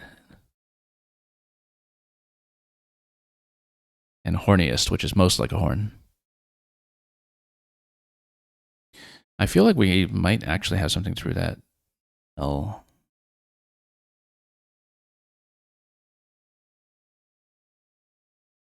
But I don't see it.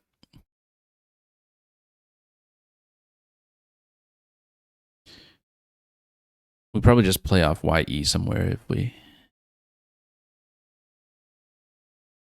or even just AY up here, keep EE and RT. That's pretty good still. But let's be careful here because maybe there's something through the S in the bottom. Trying to see if I can recognize anything here. I think we actually go AY up top. And take the points. It is a tie game right now, so we'll see if we can just take the scoring spots where they're available.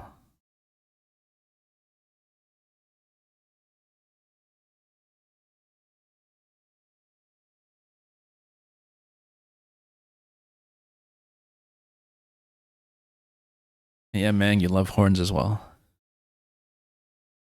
Good to know.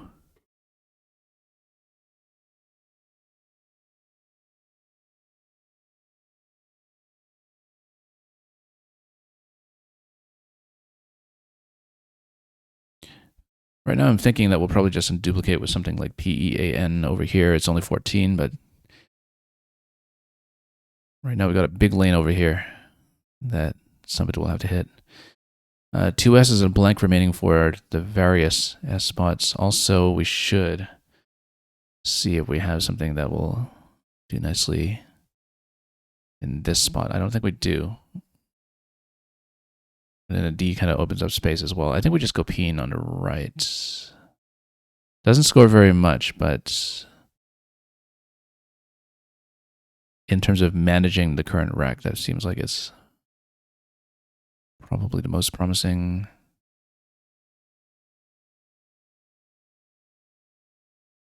Okay. Very close to something here.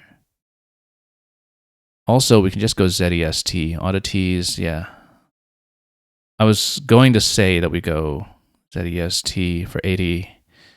Obviously, if we had something that would go something EZ over here, that would have been much better because then we don't spend the blank. But I think we need to spend the blank anyway. Like, for example, yeah, unfortunately, we can't just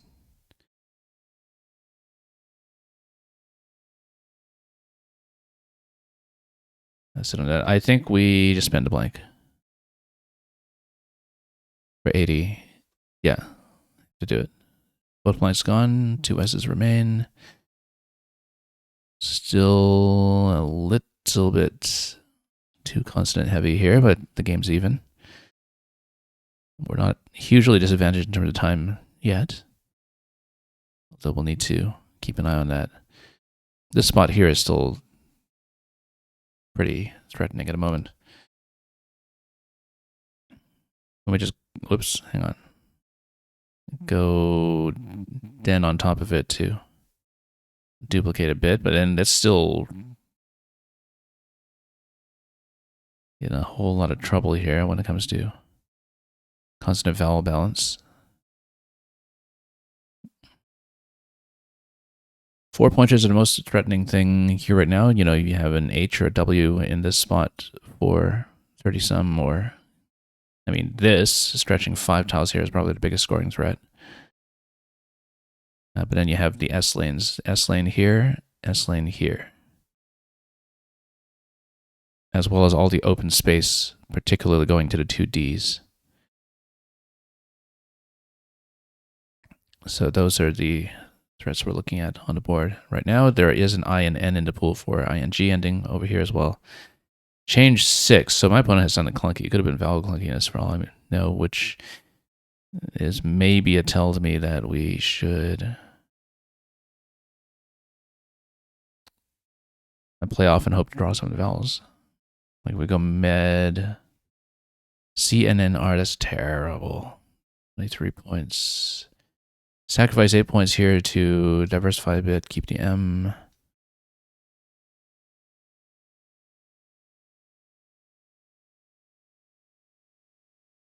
I think we kind of have to. Okay.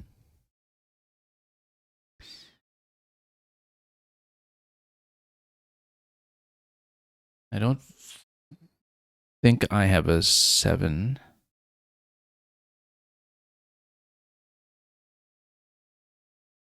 Because I know Corm, but I don't think it's Corming because I have no idea what a Corm is. And Volty there's going to hit. Yeah, very close game right now. So we'll have to be pretty careful. Maybe we just score over here, keep the GR synergy. It's 8 in the bag. This will take down 3 in the bag. However, we could also keep at least the IN or the ING.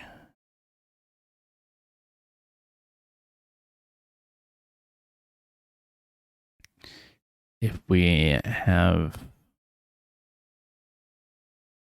a way to actually use it.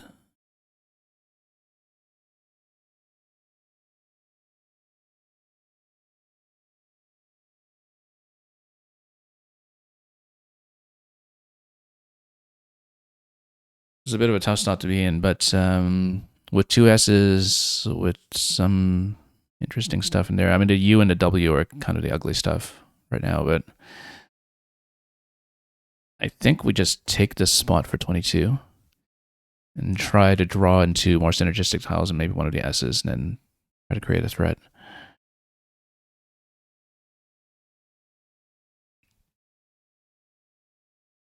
Okay, now let's see if we might have something. I don't really see a 7. At least I don't see one that I'd be confident in playing. Like, I don't know if any of that stuff is good. We have 3 in the bag. I am unlikely to really be able to draw something as a 1-tile fish out of this play.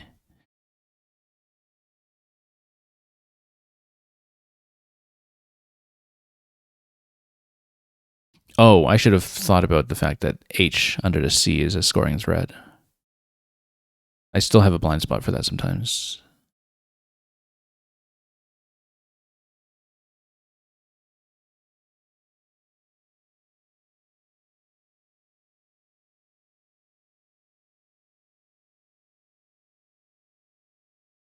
Because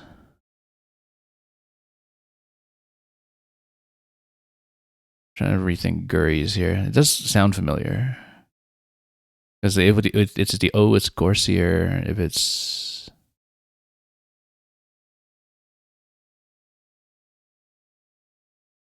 Because anyway, it would be this spot here that we're looking at. So I'm just kind of thinking, like, do we need to win? Well, it's an empty bag, right? So unless I can see an ending, and the problem at the moment is that the C spot actually is potentially going to hit.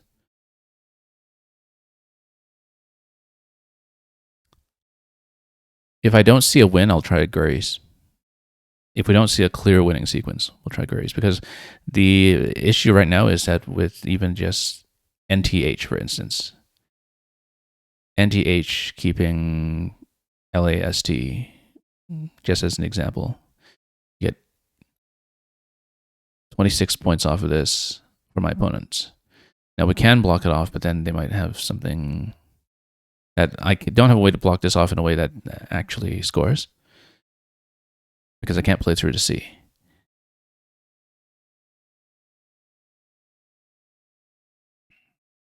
And so I would need an out and two that outscores a plus 26 for my opponent. Let's take a look at this while I still have some time. 26, well, 26 and a second play, right? Or rather, no, if I do one play, they score 26. So let's say NTH or anything when NTH, there it's going to be 26 minus 8. And plus 18 for my opponent. 389 takes you up to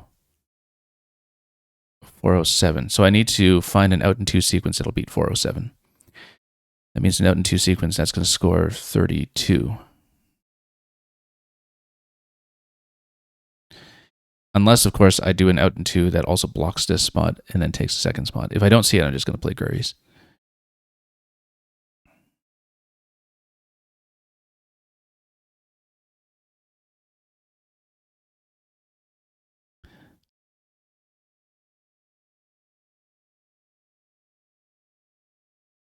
Like, for example, this scores 21.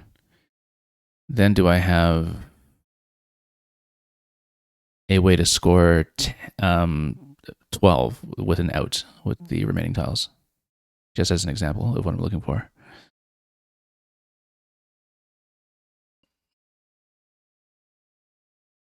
Or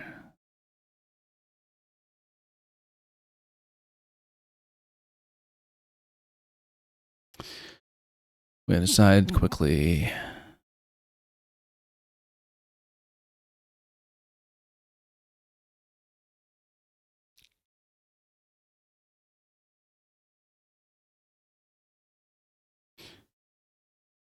Because if I can't see it, I play Gurries. If I can't see the out and two sequence.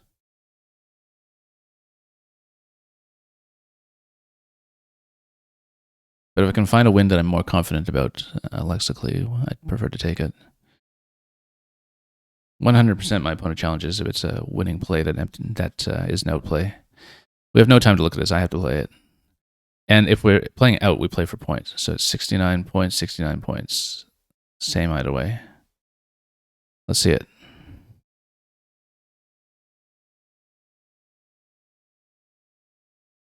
And yeah, it draws a challenge and it is valid, so we win. I wonder if I had an out and two sequence without it. Luckily, this was good. What is it? It's a fish. Fish offal, actually. Gurry. Oh, yeah, no, I would have seen Gurry, Gurry, as one of the fives ending in Y. Would have seen it. It's sort of medium high probability as a 7 as well, I guess. But maybe. The double R kind of complicates things sometimes. Anyway, that's a win. We'll take that. And it looks like I'll have a three-peat with this opponent. Just given the way that the group shook out today, that it's just us for the rest of the way, it seems. So we'll see if we're going to get the opportunity to confirm into the next round. And welcome, Joseph, incidentally. But yeah, I kind of wonder what the second place sequence show is going to be. This one I definitely want to run through the sim. It's pretty interesting. So let's just request it for a moment.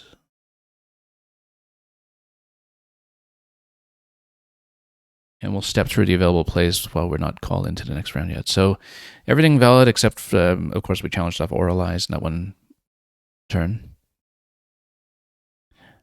And wow, look at this.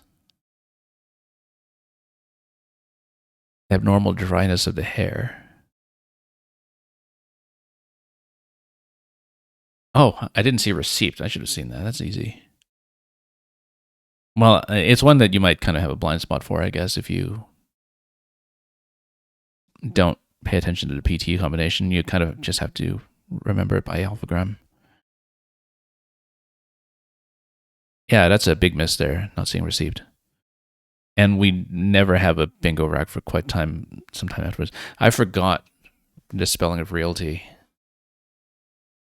I completely forgot about it. It's one that I do know, but I just had a blind spot for it because mentally I was thinking, okay, atelier is the only thing there. No, realty is good in Collins, and I have to remember that comes as a pair. It's not just one valid rack. I'll just page through this quickly in case anything really big comes out, because the next round is going to be ready, and I think it is going to be a rematch. So just going to make sure we didn't have anything really spectacular we were looking at near the end. Yeah, Gurry's is the only bingo at the end, in fact. I don't think auto sequences would have scored enough, but we'll look at the computer analysis later. I'm going to be going first. Bit of an embarrassment of riches here. Too many, in fact, and then play out of that.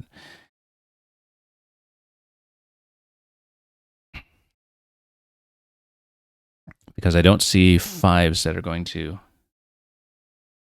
get me to the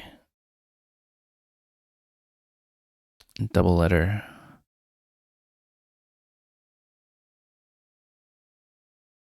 Coxer, I guess. Coxer is like somebody who's rowing cocks, right? It's got to be right.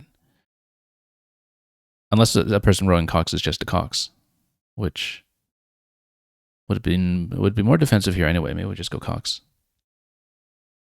Cox 24, 34, sacrifice 10 points to keep that PJ.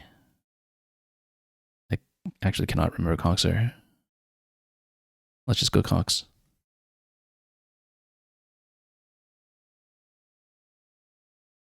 Coxa, coxe. Coxed for sure, because it's somebody who's rowing in a cox position. I don't know coxer. Might not be.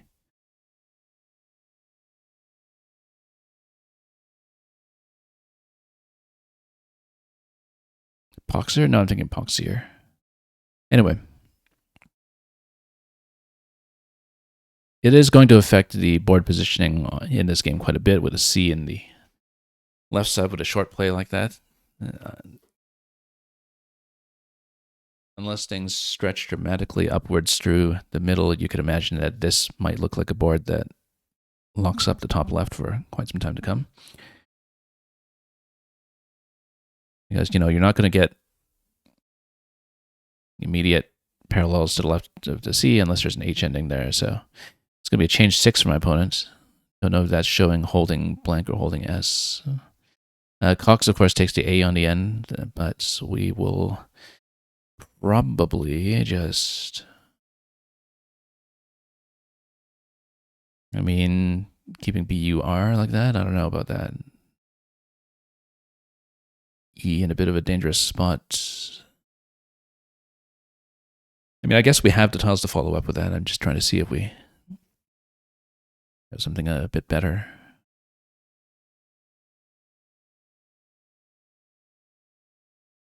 I think we have to take the points.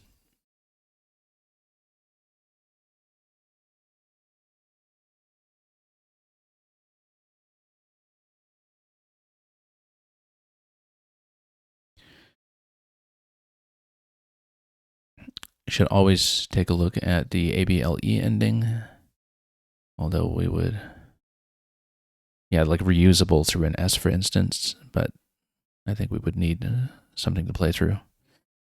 Curable with that extra E. I don't like it, but you could see it being possible. Like curable, but what about curable? Curable, that's tempting to do. Really tempting to do.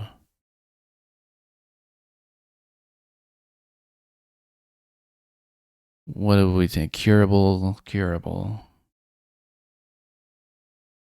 Like you could think of incurable, incurable, curable.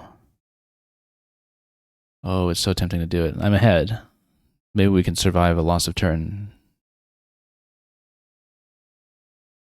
Yeah, Joseph, you're saying if someone played curable against you, yeah, that's a difficult thing because a lot of the words with the EABL, E ending, like they do have a variant. It dangles a B in a really dangerous position, but curable.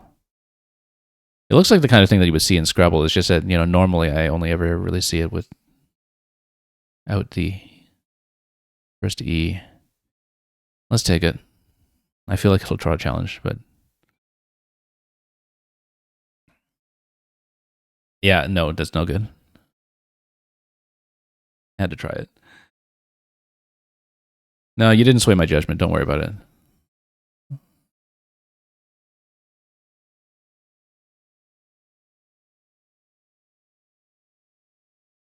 I mean, what else was I going to do in this turn? I might have gone maybe blue there, but then that spot is taken, and it looks like we're both vowel heavy.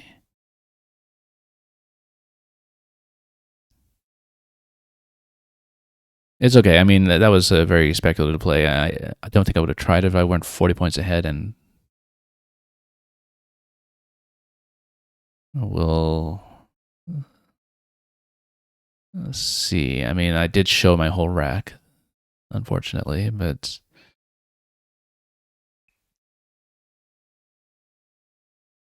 maybe just go bow somewhere if it's anywhere at all, which I'm not sure it does.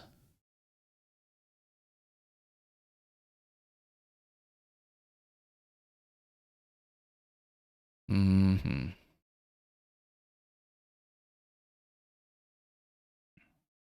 Actually, we didn't even take a look at the EAU ending.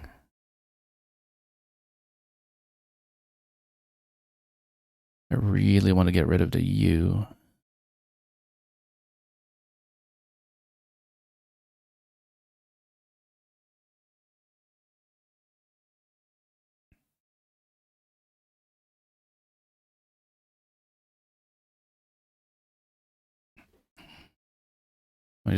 That's so vowel heavy. I'm not doing that.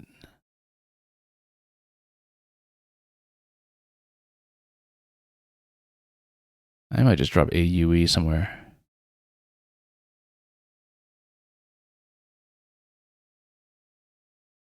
Mm, I don't like it.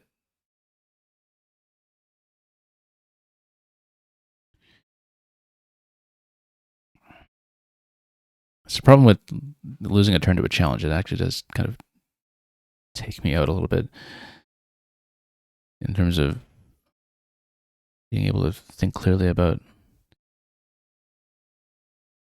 what to do. I don't want to just stretch it with cure or something. Let's go. It's actually a bit of an unfortunate turn. Um,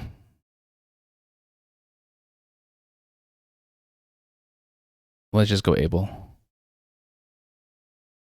Let's fork the board open a little bit.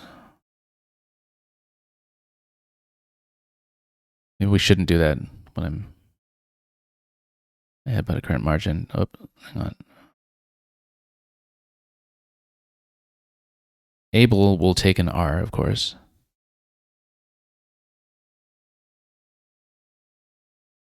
And maybe we should take advantage of that somehow before we give up too much of this game.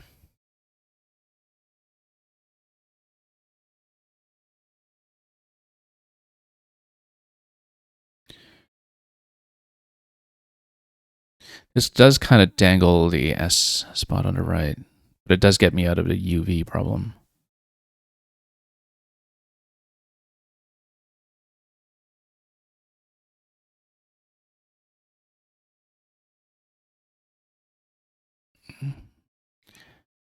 Yeah, I don't know about dangling the S spot on the right there, but it does solve the rack.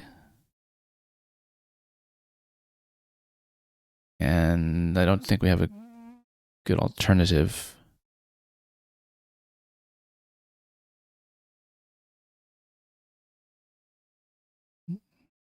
Let's go with it.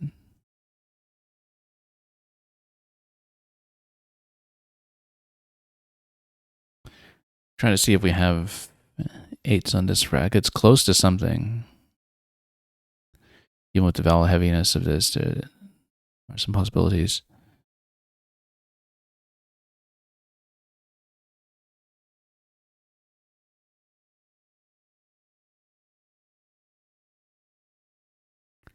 Yeah, right now we have S lane over here, S lane over here. This as a 5 could potentially hit pretty hard.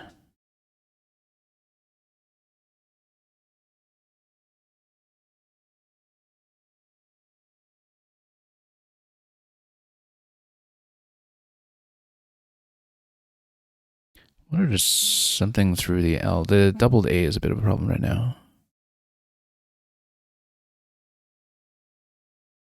Obviously, it's from the DA over here in terms of hooks. That's something that has some potential as well. Maybe I just dump like Aeolian or something here. Because it's no longer a triple lane given the V obstruction unless there's an S that fits there in that spot. I actually kind of like the idea of going Aeolian. It's not that vulnerable to the triple spot over the E because there's no room to parallel over it. Obviously, right side, that might be a bit of a problem with the Z. But that might potentially get me out of a lot of trouble. I'm trying to see where else we could go here.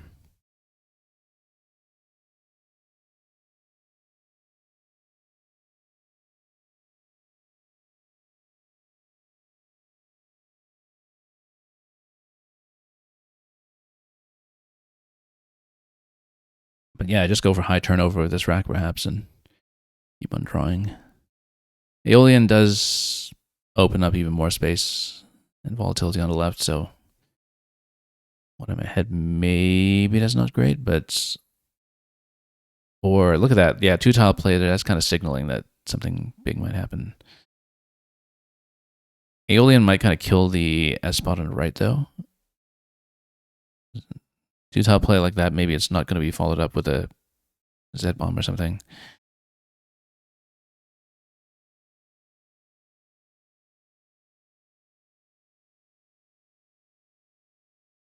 Unless we have a better way to obstruct, I think maybe this is not that bad.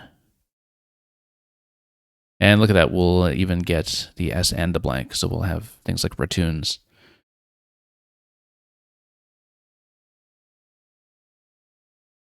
And roots, ratoons and roots. It'll go in this spot for sure. We have an alternate spot that is not as great. We probably should see if there's something down from the N. I don't know if I'd be able to see something like a triple, but like with, yeah, we have a ton of stuff here. Torsion and roots, ratoons. Something will go down. We're not going to miss a bingo on this turn, but it's just a question of where we go with it. Wine over here.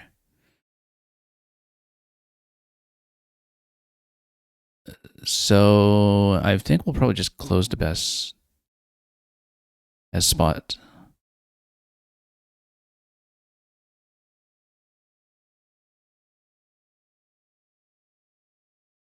Maybe even, oh no, nitroso, but not nitrous. Or we can go nitroso up here and kill the E spot there because like that hits the double 71, 72. So essentially, what are we more worried about? It does open up to the left like crazy on this, but The board is pretty open regardless. Oh, Nitroso 71 here. It still dangles a ton of stuff on the left, but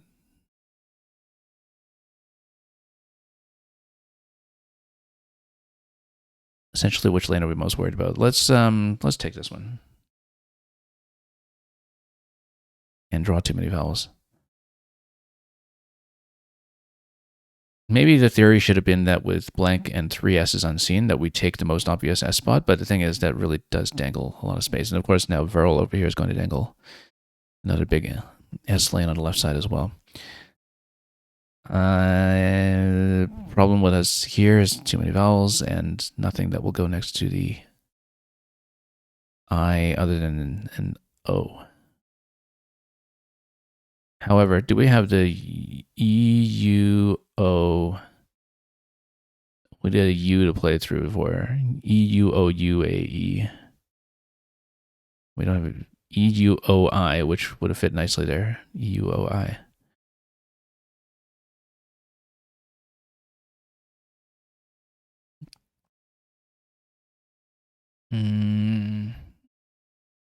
Maybe we just obstruct this lane.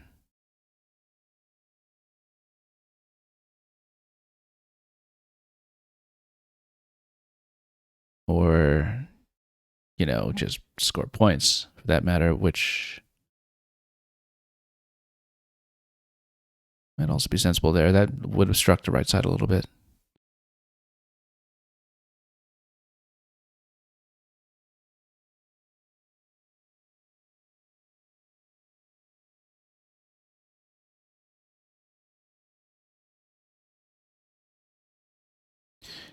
Yeah, let's go with that. Not burn too much time.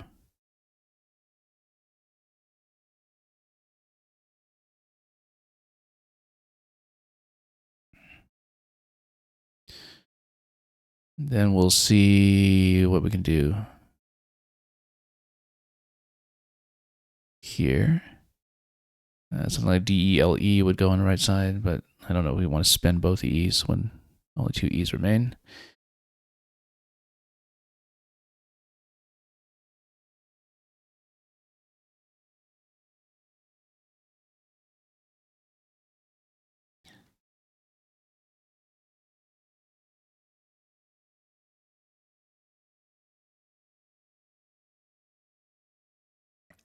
Still a little vowel heavy. We can just play off somewhere.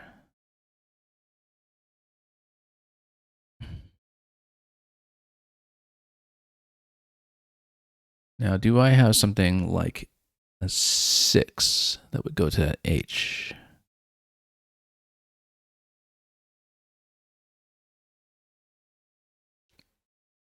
Alternatively, we can just go howled over here, and then I don't know that we want to keep EI by itself necessarily. It is actually a very, very consonant heavy bag. Look at that. 10 vowel, 3 consonant bag. Actually, that's a situation where it might be beneficial. Now, howl, unfortunately, does kind of open up a left side lane here as well. But it doesn't really close off.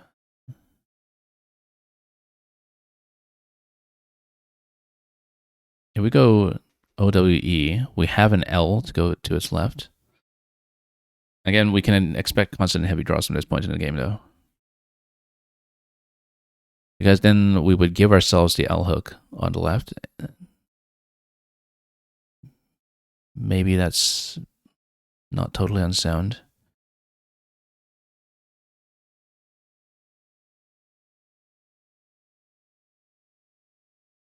It doesn't really close off anything for me, though, if we go for that. Whereas Howled kind of kills the top left and opens up a lane on a double.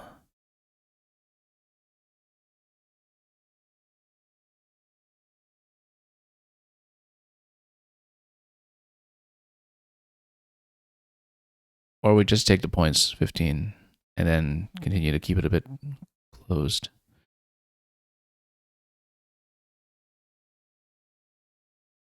I guess it depends on how much I want to give myself to the L lane. We have the last remaining L.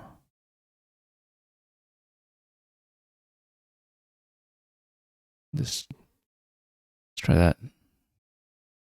Okay, might not be a good idea. We really need to get out of the queue.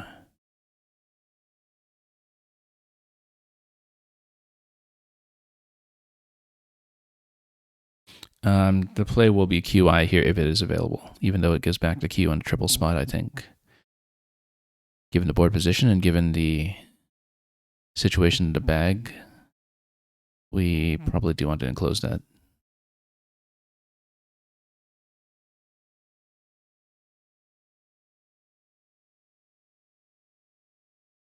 Yawn, that's really going to open up the left. I don't have a good way to deal with it right now. Of course, Yawn does take an I below.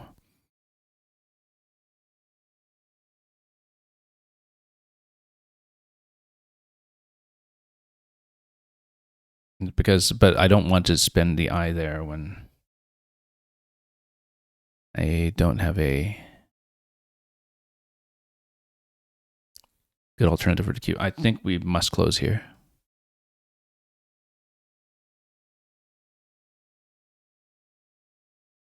And again, we're expecting more constant trouble. Oh, amnesia. So yeah, we didn't manage to block that. We actually made it slightly worse by giving the points back on the queue. And now I'm behind. And now we're actually in a bit of trouble.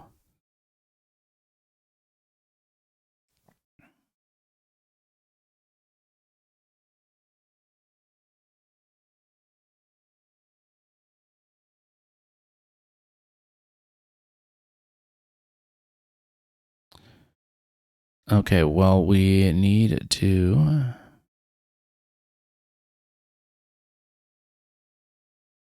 do something about the constant trouble. My opponent is almost certainly going to be in constant trouble as well, but it also means that if they're constant heavy, they could very well score nicely. And it only takes an NS from the QI to capitalize in that spot as well. So I'm also really down in time. Too many. Whoops. D's here. Let's just take the 11 here and continue to just try to play off constants. This is not a great situation to be in. I'm way down on time. We don't have enough time to really analyze. I should see if there are any possibilities through to A down below. How did that draw a challenge? TOD? Really? Okay.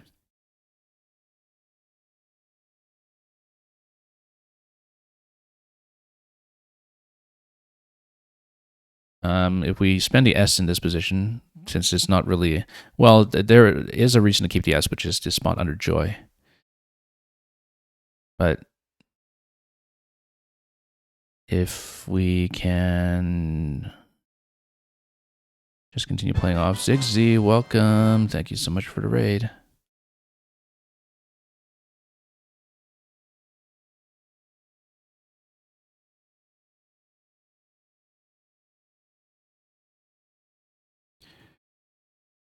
Town of Salem 2. I'm not familiar with it, but I assume that there's a witch hunting involved.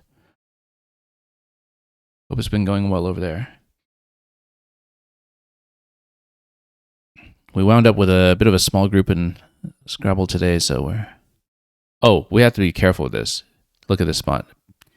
Luts or puts. Well, no Luts anymore, but P-U-T-Z right here. That could be a massive consonant dump that scores way too much. 13 tiles in a bag. Do we risk it? You know what? No, I got the QINS spot here. Let's just take it. 39. Let's just take it. And then we continue shedding consonants in a way that scores. But we'll need to deal with the right side spot if it looks like P and Z are still available. FUTZ as well. Basically, whoever draws a Z first is likely to hit very hard there, so I think we might actually need to close off. And figure out how we're going to do it.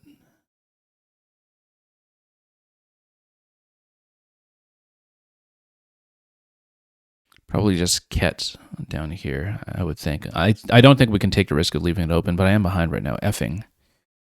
Do we have something that will go besides effing? Like, I don't know if tef is a verb or def. No, probably not. Effing. Well, that gets rid of both F's, so futz is not an issue, but with 7 in the bag, puts is absolutely a massive threat right now. I think we need to take the spot and just kill it. It's way too risky at the moment. And of course, there is an S lane under Verl as well that is still a risk. I'm under a minute. Oh, and of course we draw to Z. Okay, fine. But I really couldn't risk it. And, you know, at worst, we have Za here for 33. We can just take it. And we just see what's going on in a situation where there's one vowel each in the pool, potentially. I have the A. There's an I unseen. The best spot for the I is under Y-O-N. This is the I spot. But other than that, both players are going to be absolutely stuffed with consonants and trying to score with them. And it's going to be a very strange game. We have an M spot over here. Just the M by itself. If I don't take it, the worst thing that can happen is that my opponent takes it with a P. Unless there is something that goes down here.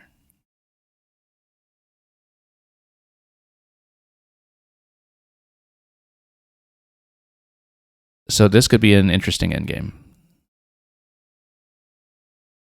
With an S in play, but with the situation being what it is. Yeah, the S has been played. Do we empty the bag? I think we have to because I have to take this spot while it's still available. I don't see a route where I don't spend my A here, unless, of course, well, if we draw the I, that's perfect. If we don't draw the I, then I think we need to take the points and see how we do for tempo. Oh, yuck. Yuck. Does my opponent have something here that could go? Prince doesn't go there. TR something doesn't go there. I should have actually considered that risk a little bit further myself. But I see PRINT here being probably the best value for my opponents. 27. And then I'm in big trouble if my opponent sees print in that spot. Because that's print keeping RD. RD will have this out. It will have this out. I think my opponent straight up wins if they see print. They have to see it. But it's a straight up win with print. Yeah, so Ziggs, we're saying it's a social deduction game over there. It was fun. Oh, print, there we go. Yeah, so I lose. Yeah. I can see the reasoning behind just getting vowels open for a constant heavy game so you can actually play through. But at this point, I think I lose. There's no way I can outpace.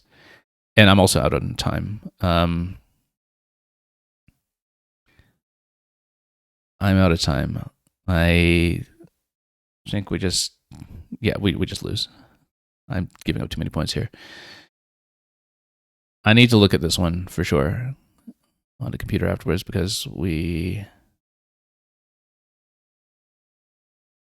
are going to lose 7, 8, 9, 8, lose 18 points is a loss. It's a straight up loss with any outplay. And I see Bard, I see Red, I see Rod. We lose this one. So lose it by 7 points. I don't know if I had an outplay there. I didn't give myself enough time to look, but that was a rough situation. Maybe we shouldn't have played the Z so quickly. Maybe there was a better way to use it. That would give myself the flexibility for an A near the end. Maybe we play the M here first to see what we draw, force my opponent to draw one, then try to get out of trouble that way. So I think that was a misplayed endgame. I don't know if it was a blown endgame, but it could have been. It did kind of look like we needed the points off the Z, but that was a very tough call. So we'll have one more round today. It'll be against the same person, just given, again, how things shook out. No phonies left on the board, but of course, curable with the extra E was challenged off earlier. So for sure, we want to look at this one. Anyway, yeah. So Coper, Coxer's no good. It seems. I guess we could have considered stuff like Prex, but yeah, Jeep here. Caribou's no good. No other bingos.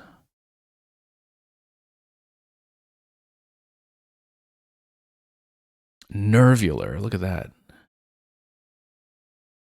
Nervular. Very interesting.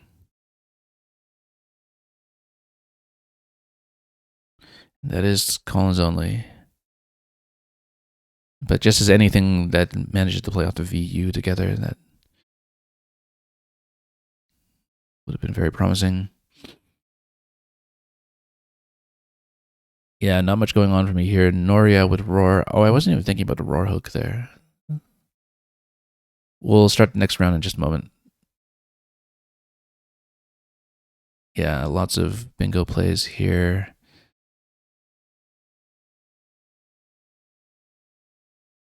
Anyone's. Ooh, look at that. Some really spectacular possibilities all over. On that end, Amnesia will go down. We gave too many points back for that. Opponent held beating, but had nothing to do with it. Oh, reffing would have gone before effing. Zen 44, where? Oh, I didn't see that spot. That would have been a winning play for sure. For sure, it's a winning play. It keeps the A, scores more than the ZA play. We just didn't look at that. Very close to Sequoia, but unfortunately not. So we'll just go queso instead. Oh no, actually, okay. And moreover, it's not a repeat. I think they managed to pull somebody else into the group, and so we'll have our first game here. And Blent is good. I guess we'll probably just go Coit. Keep OSE. Unless we have a way to go through the L.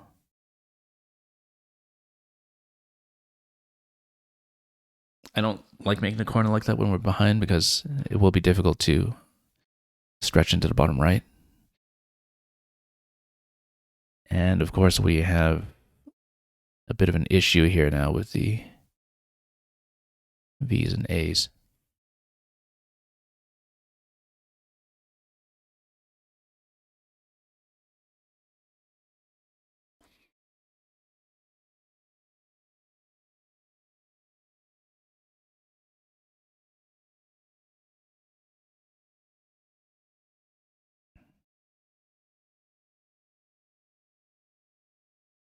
So yeah, the record shows that I'm on 3-2 right now. It's actually 2-2 because we had a forfeit win earlier from someone who dropped out. Woeful. I think that's good as an alternative. Woeful with WOE. What can I actually do with it though?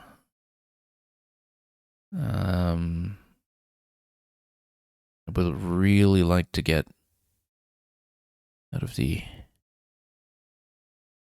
A situation over here.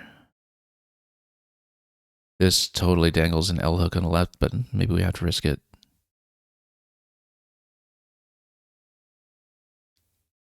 Or we go Nove over here. Keep AAS. No, I don't like that. I don't like the E spot there either.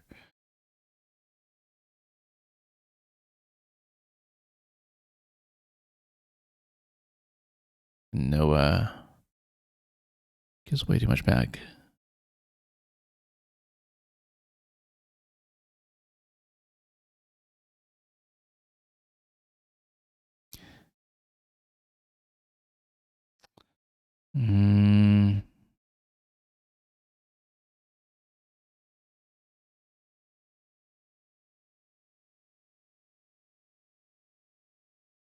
I think we have to do it.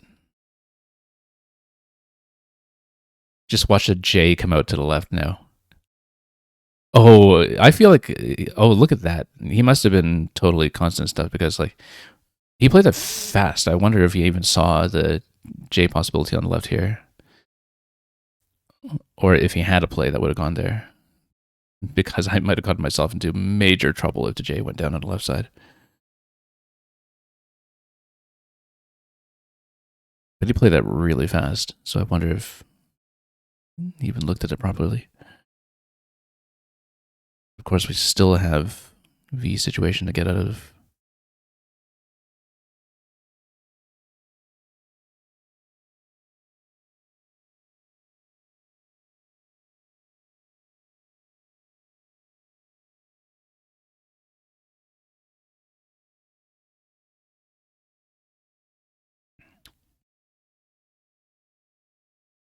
Trying to see if we have a better way to do this.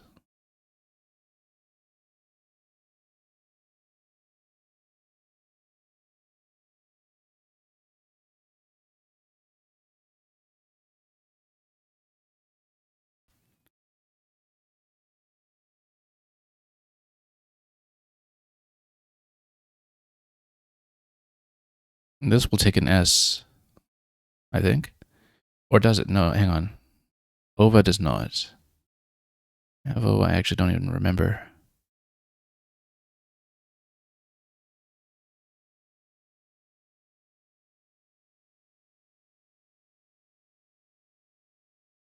I had to think about that for a moment. I think it does. It's OV8 it doesn't. AV8 it doesn't. But AVO, stick the S.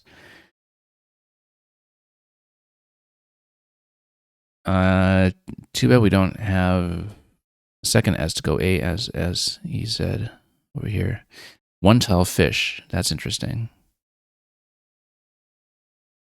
Unfortunately, I can't do anything about that.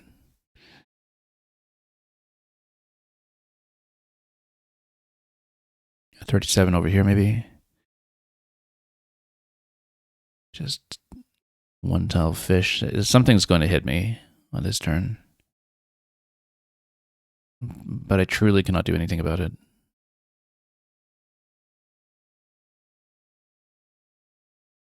Yeah, intimate. Do we have a way to finish that with a K in that spot? K is not going to go on a right for any parallels, unfortunately.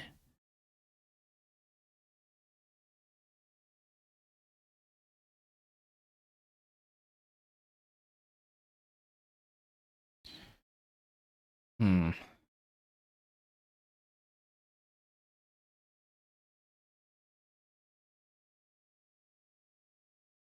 However, have a with a K here on the left. Now, can I do something with the U? Because I'm thinking we might just go reek like this for 55. I prefer not to. REIK. REIK is good. I'm pretty sure anyway. It's not as bad. Let's go with that. We have groused. It's not going to go anywhere at the moment.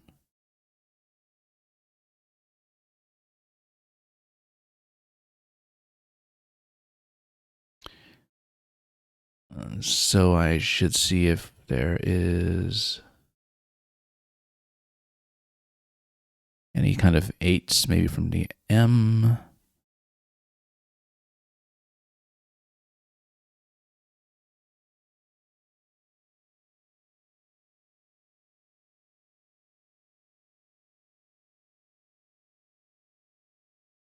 Or from the T.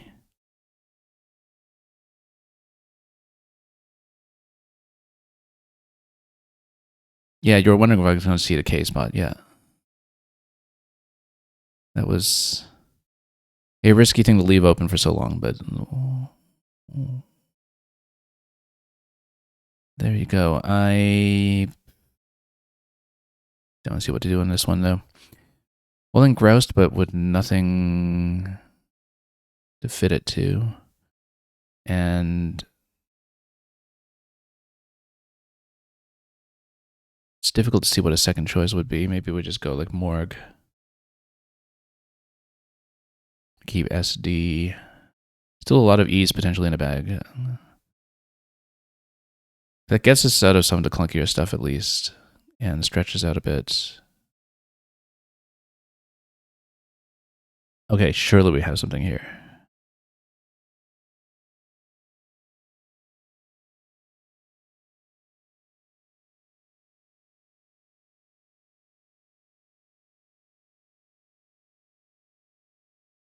But the double S is actually a bit of a problem. I mean, we can do something through the E. Maybe LESS or ABLE. Disables through the E. Disables would also, well, we don't have an I to play through, but baldness, baldness. I don't really expect it to remain open, that's the thing, and I don't think I see a 7.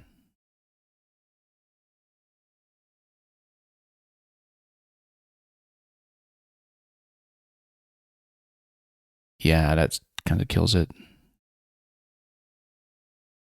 Didn't think that would remain open, but let's see if there's anything through the E up top as well. A over here.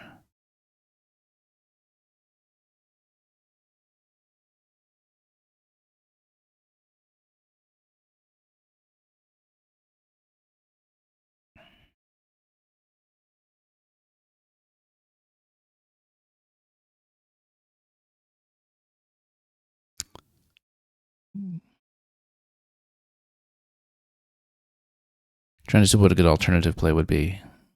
If this will not go.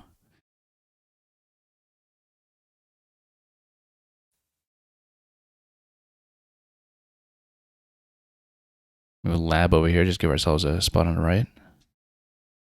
DS has blank though, not great.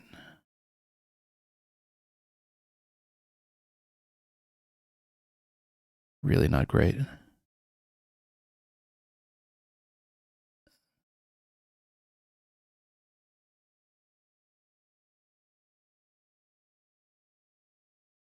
Or maybe we go lab over here for 23, then we give ourselves another spot. It does kind of block off the lane going down to the D though, so it doesn't really open up more space, which is my concern with it.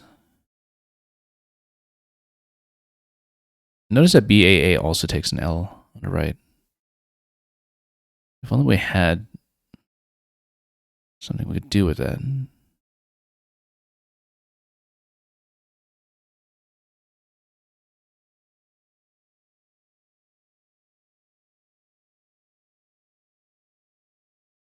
Like, ABL something.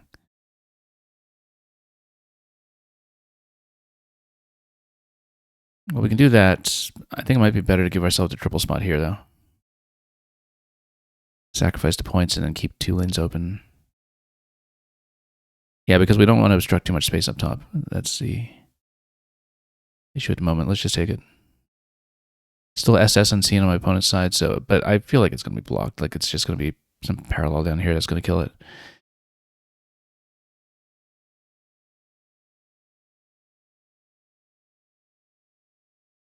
We probably should have undoubled DS somewhere, actually.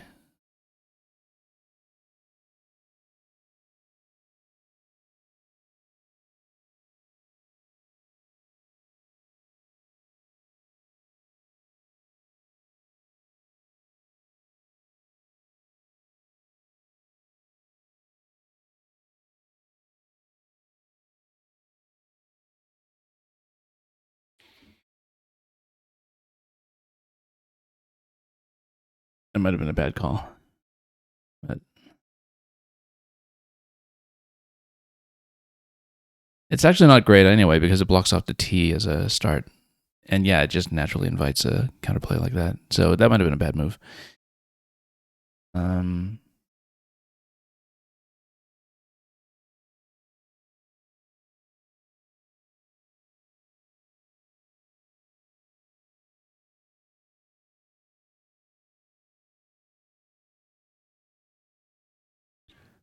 The closest on like slip shot or something, but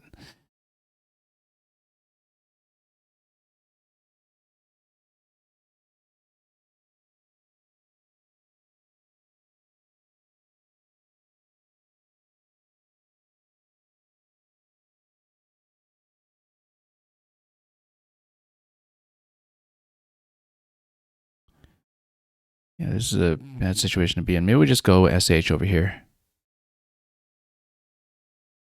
The PDS combination isn't very synergistic though. But, well, SP I guess goes together. Take the 28 and then leave some room open.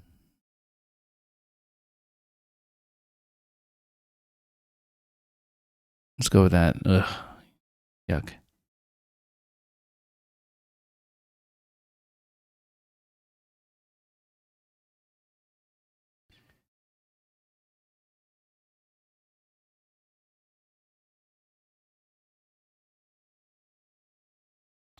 Maybe we can do something to go down here somehow. The E here, this is surprisingly open.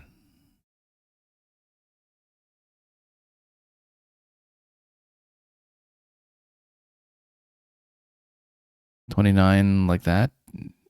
But then that closes up quite a bit. I'm trying to see if we can do something to really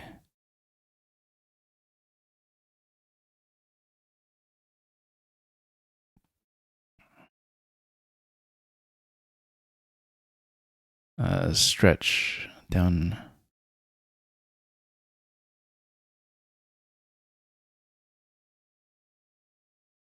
But while opening some room, like,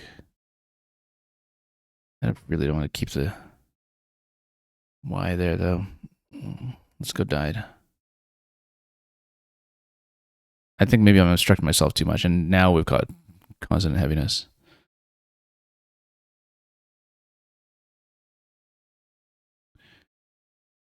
Yeah, this has not gone well.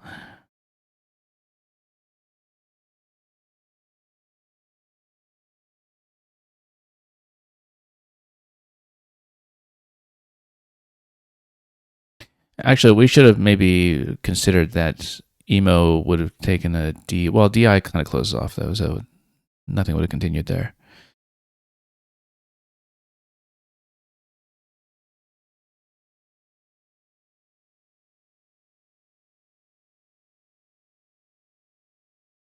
Okay, vowel heavy on that side, as we might assume.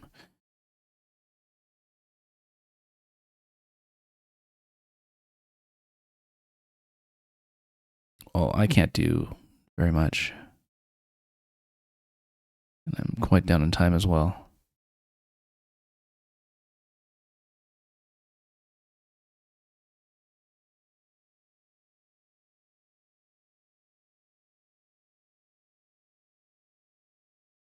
This really kind of closed off though. Yeah, there's really not much room to go after this. It's just a lane down to the D, so this might not be a great idea at all.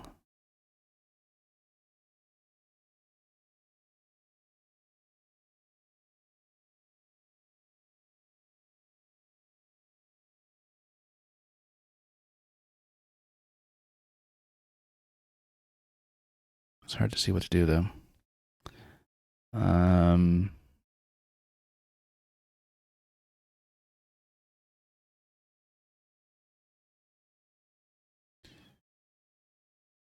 I mean,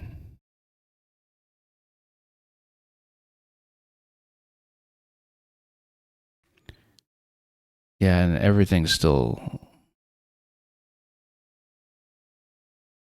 way too consonant heavy.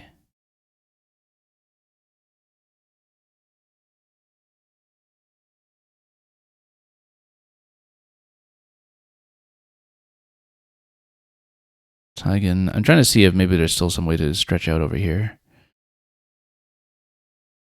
Maybe if we just go sell, then it opens up a little bit more space on the right of the EL. Not much. With the doubled R, that's still not very friendly. I should have considered under the N, actually the NY in the bottom right corner, but yeah, that's a common blind spot.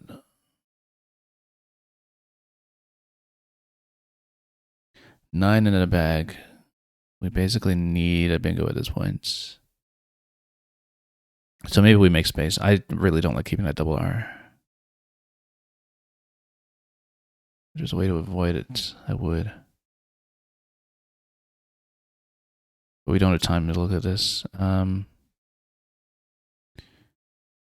Maybe, I mean, there's one S remaining. Actually, I like that a lot better.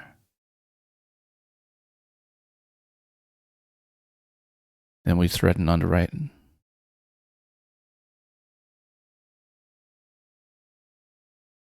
Unfortunately, pews blocked my spot for reclosed.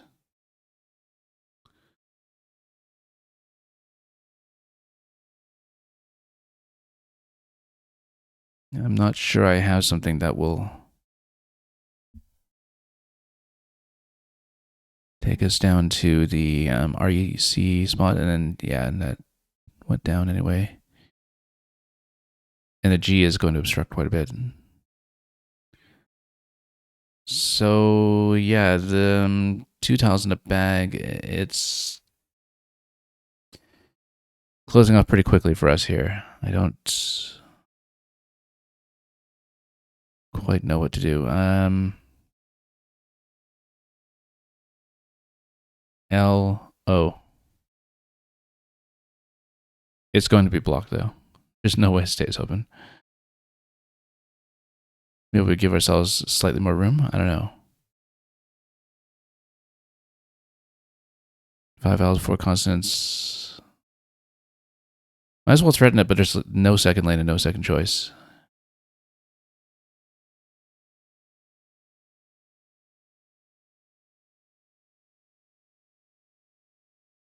Oh, is my opponent going to bingo out? Let me take a look at this. I don't think so. But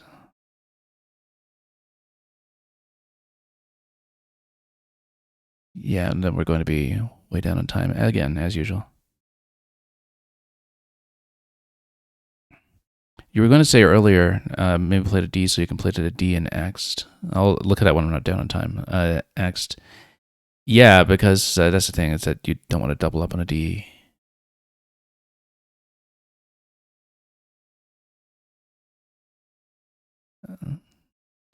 I'm not even sure I have something on this cruised.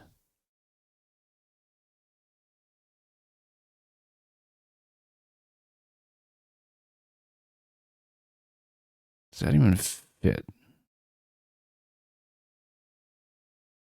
I mean, it's not going to stay open.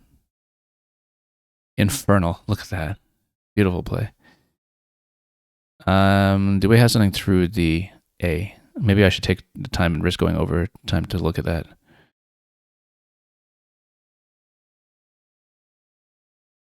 I don't think I have something through the A, but we'll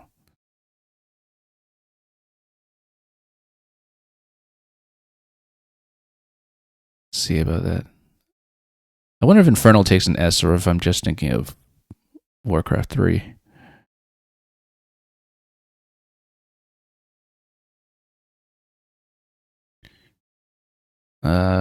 Anyway, we need to actually play.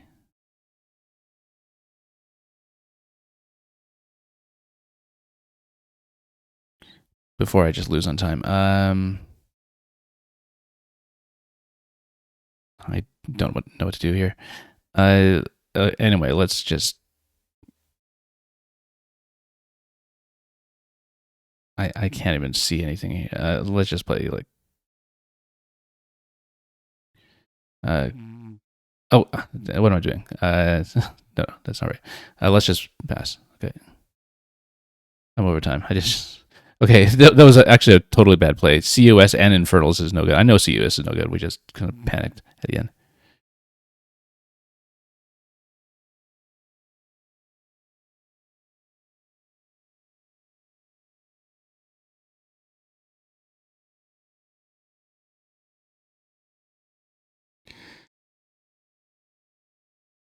So yeah, that went badly. I don't know if we missed a good opportunity there. We should analyze this one because there were some situations that I think could have gone a lot better strategically. Oh, you think I should have looked through the ED? Yeah, 2 to ED here as a 9. Yeah, that's true. Because what was I holding?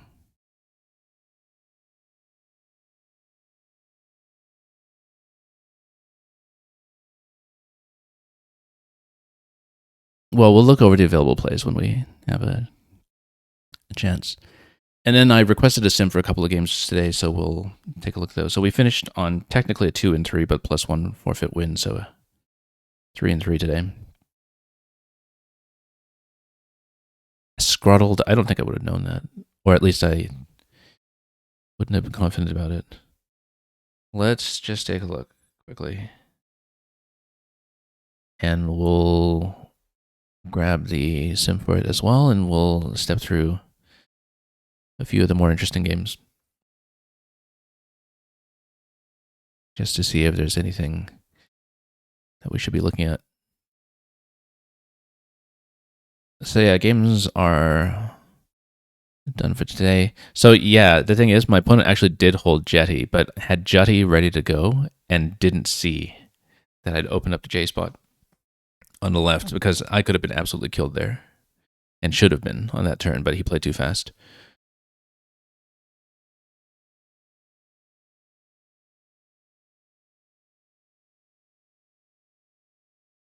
I had a different spot for Z over here. Oh, why didn't I see that?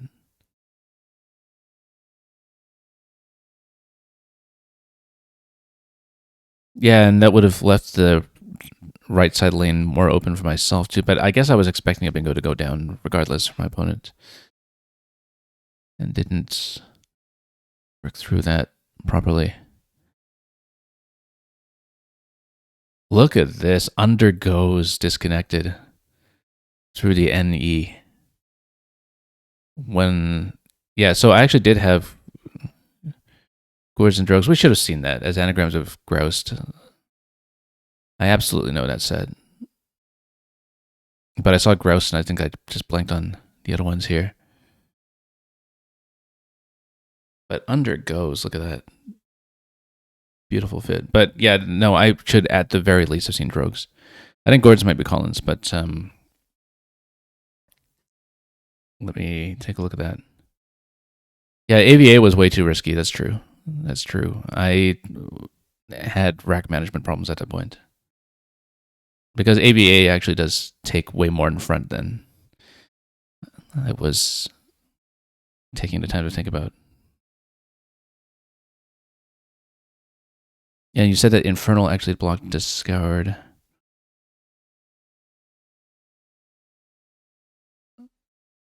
Salbans. I don't think I knew Salbans. Crust or coating of mineral.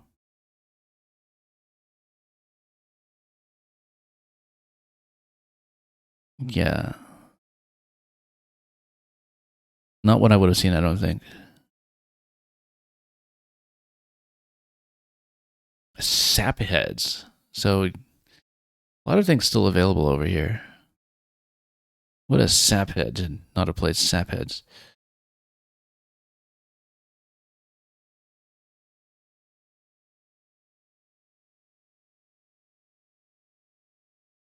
Gemini's.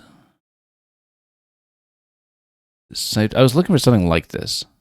Exactly like this to try to score a bit better there. And I guess that would have dumped the last S, but it's not really an S hook board at this point.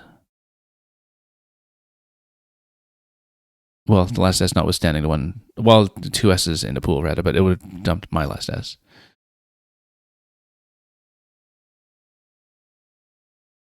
So yeah, this turn, I feel like I didn't know what my options could have been. This actually looks a lot better down here because it doesn't block up. And we did kind of need that spot through to E later, as we saw.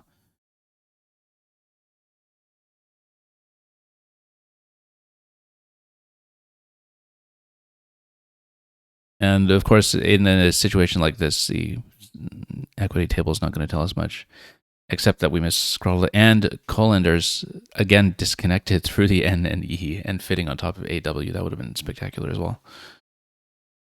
Even not seeing scroddled. Yeah, you're right. 6 hooks in front of Ava, and many of them score well. So that was a bit reckless. And we were not punished for that as much as we should have.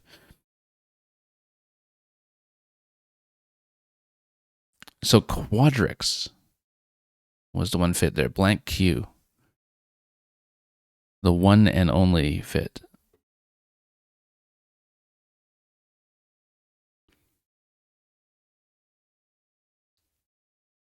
I didn't have enough time to really iterate through the blanks and see it. But yeah, the last play was just terrible. But anyway, that's it for that one. We'll go back to the sim to look at it afterwards. We'll step back through the earlier rounds first, though. Starting with round 2, I didn't grab the sim for round 1 because it was a pretty clear game, and I didn't quite know what our budget for the computer request would be like at the time. But we'll start with round 2, and we'll go through a few since we have time to maybe look at some of these properly. But that is, again, the end of the live games.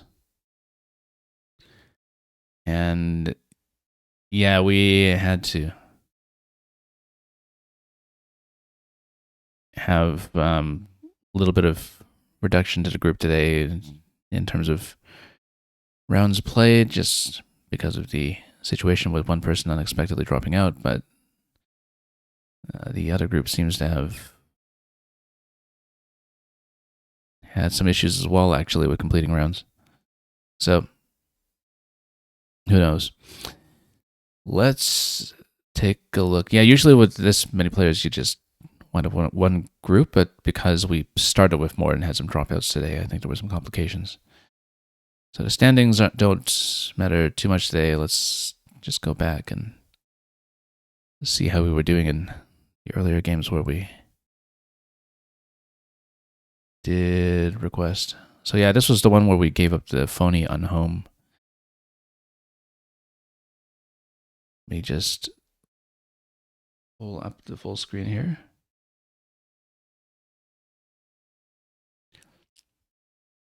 So missed Bract on the first turn. Then here we had talked about this, that keeping M instead of the C here, especially with the board being the way it is, does make something of a difference.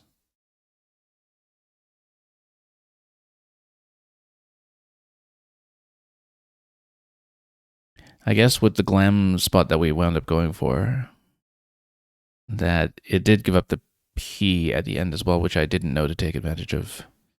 We did draw the P subsequently. But yeah, that's just one of those things when it comes to leaves that I think you just have to develop with experience. There is a 7 on this, I think, flottage, Flotage, but it doesn't fit. And the sim likes just going OF, dangling the T hook, of course. Paste is going to go nicely here. So this was the one where we missed one of the many variant spellings of Galabia, and that's a huge hit to the win percentage. And this would have fit over here for quite a lot more points. So yeah, we didn't make a very good play. I was considering HAE. It actually turns out quite a bit better. You keep ABLE to go to the right of the H, and scores the same as what I went with ultimately. And so maybe I was a bit too desperate to shed the B when this actually has a pretty significant advantage.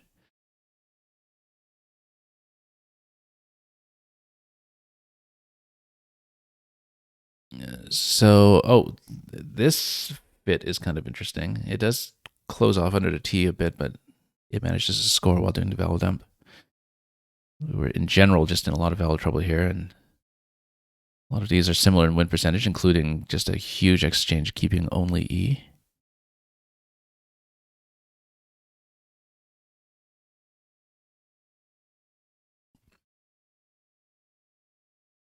I just didn't know Heezy. And you'll notice that Heezy really does get us back into the game in a big way. And that Tiz does finish underneath some of the other possibilities with the Z as well that are better at dumping off vowels, including Zoetic over here. Yeah, Tozy I actually should have seen.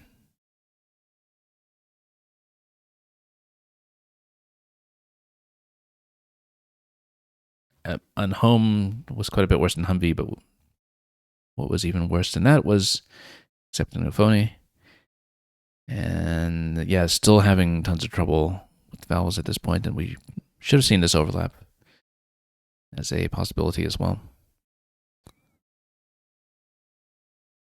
Stovin's going to go down. Diketone, I just didn't see. And then we're in a pretty bad spot at this point. So here I was trying to figure out how to get ourselves out of trouble and into a decent bingo percentage again. The OY here actually seems to do well. It doesn't get in the way of anything else, and it scores while leaving the right side comparatively open.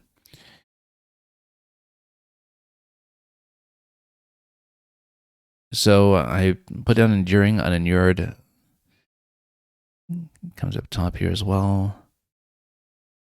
So large mistake in a pre-end game. I actually have a reasonable win percentage to work with at this point, surprisingly enough. But why OUP here? Oh yeah, keeping AIRS with still the top through to U and the bottom through to G open, and the S start under J.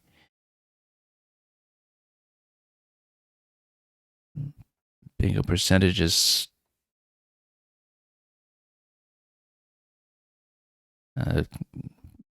higher for the opponent than for me, actually, with the available pool with the S blank unseen. But at least it leaves some volatility on the table, and yeah, that's considered a large mistake just to close off there with the OU because we do stuff ourselves a bit. I think the rationale here was that I wanted to still keep the lane open for an S start under J, but it performs quite a bit worse, about 10% less in bingo percentage as well. And quite a bit lower than the average score expected on the next move. And Slinger is just going to go down. Yeah. I mean, what are you going to do about that at this point?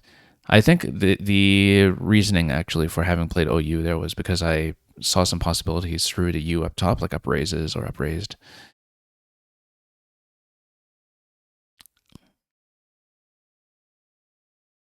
But ultimately that didn't work out. We'd missed the more optimal disco up here.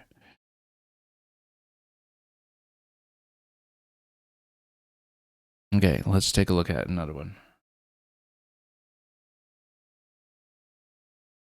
So round 3 was the walkover we received for my opponent dropping out.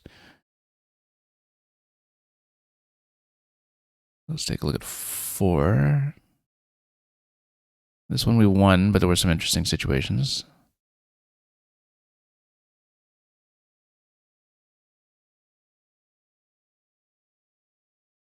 Oops. Here we go.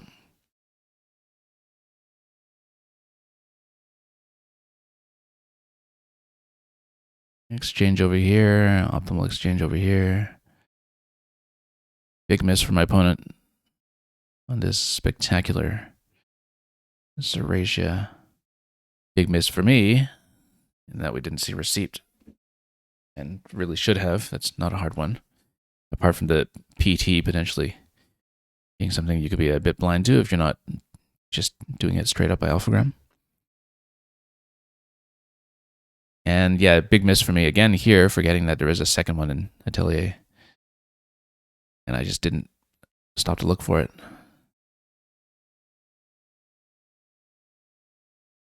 we'd seen that I had quite a few bingo misses. There's airbase on this rack, but there's no place to play airbase, so my opponent has nowhere to take it, hence the 2-tile play over there. The sim actually likes Kern. I was kind of worried about this turn because I was thinking, wouldn't it be better to exchange? For example, exchange K and Q, which actually is only down by win percentage by about 1.2, and it's not that critical, but this sort of rolls the dice into drawing something useful to the Q.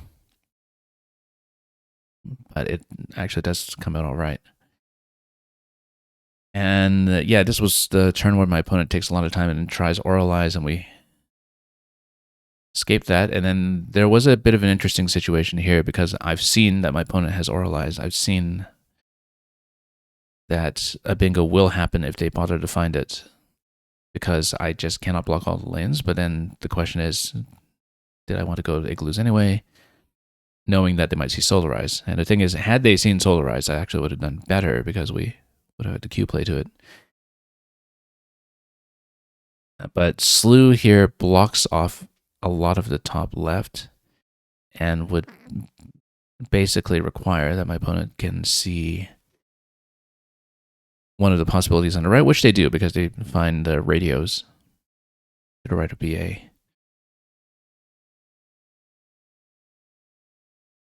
Interesting that this does well as it does, keeping the QU together and I guess turning over a bit. And yeah, it's seen that my opponent has a 100% bingo chance. The sim actually does seem to take that into account now, actually. That we've seen opponent information. I didn't know it did that. In fact. Oh, how do I close this? There we go. Yeah, because the sim knows that we're working with known information, that my opponent has a 100% bingo chance. On the next turn, because we're able to see that information. I'll have to remember that for future turns where a challenge was in play, that it actually is taken into account now. I hadn't noticed that behavior before, but anyway, Solidaire, Solarize. Solarize would have given back quiffs on my end. Radios is what goes down though, and Quist is the obvious play. So we could have just gone Boff instead of Boffin, instead of opening up such a big risk over there and keeping RANT. I think I wasn't totally confident in Boff. Oh, no, of course I know Boff. Yeah, of course I know it. It's just one of the hooks on off. And now that I see the definition with boffed and boffing, etc., we absolutely should have known it. It does give a little bit too much back here. My opponent goes horny instead of deity. And I missed Gravely over here. I was thinking we were still keeping that area open, but Gravely does a bit better.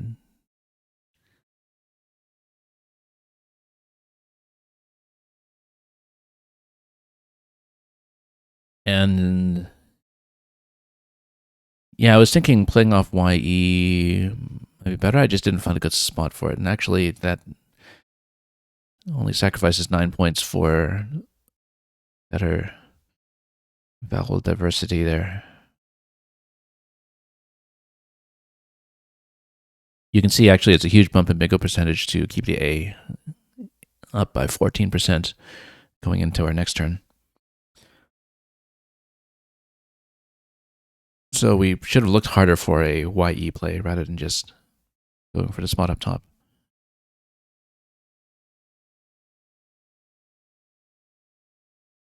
Yeah, at this point I was just trying to manage the rack. I should have seen this. I was trying to look for plays down to the spot next to the D, and we just didn't look hard enough. Should have been pretty easily visible. Zest will, of course, be pretty good here. Tiz, which I was looking at, would have required the blank anyway, and is going to come off a bit worse. Pros I hadn't considered. It does on the face of it look like a pretty attractive play, just because of how it opens up, keeps NT.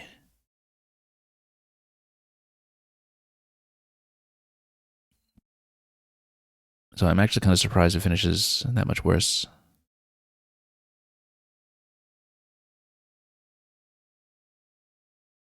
But I guess we're reducing my opponent's average score in the next turn.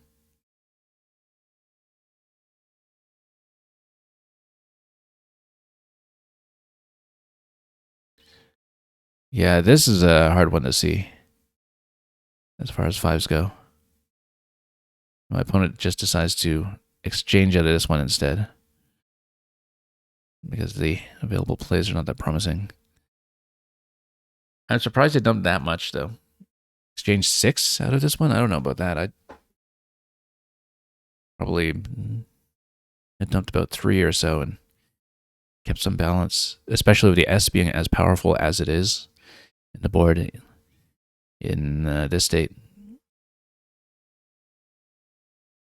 But yeah, changing 6, keeping S, I don't see the rationale for that with the pool being what it is.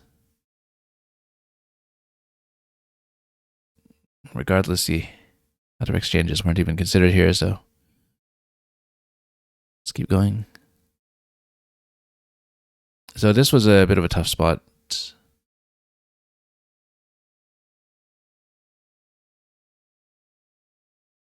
Because, yeah, at this point we just try to close off a little bit. I was considering med. I didn't like keeping C, N, and R, but it actually does turn out to be a bit better. About 4 points up in win percentage, in fact.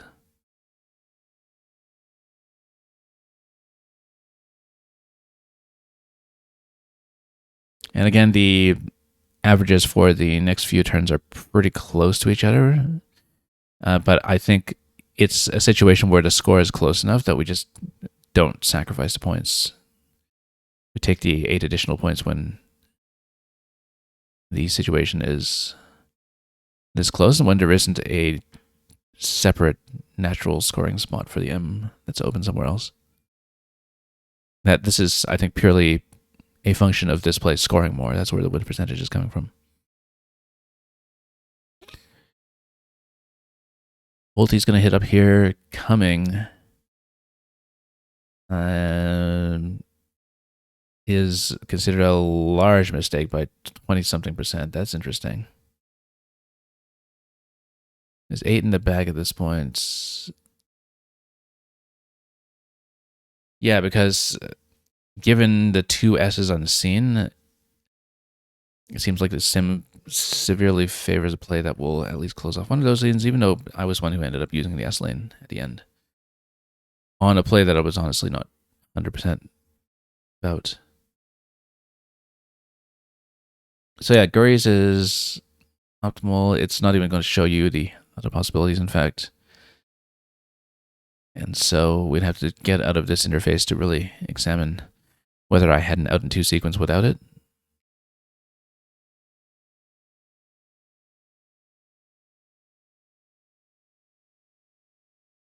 Because I was trying to see if we could find one just due to not total certainty about Gurries, but we went for it, and that was the win. Let's take a look at the next one. Yeah, I got pretty fortunate with that because I was concerned about the H under the C letting my opponent outrun me if we were trying to find some kind of out in 2 sequence.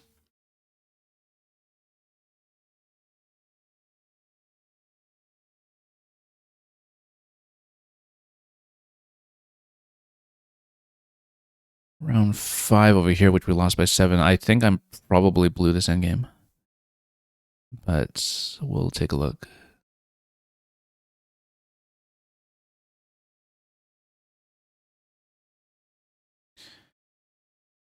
So we got Cox over here. JOR in this position. That's interesting. Oh, I guess because it leaves open the possibility of following up with my own X.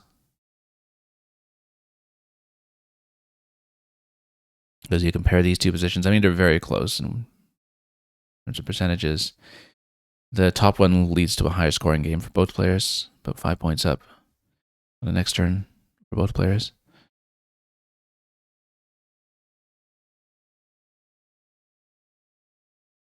And then, yeah, I was concerned about dumping both the E's with Jeep. Turns out we could have just played short over here, and BR and PR still go as synergies, and that might have worked out slightly better. And yeah, this is what I tried curable. So it's a large mistake because, of course, we just missed our turn.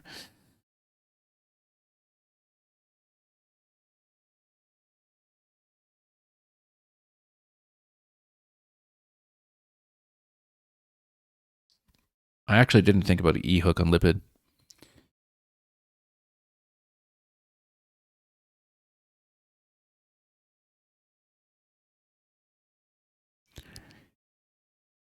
And yeah, so we didn't really see any of the other possibilities. I don't even know this one. Bauer, kind of evergreen shrub with pink flowers.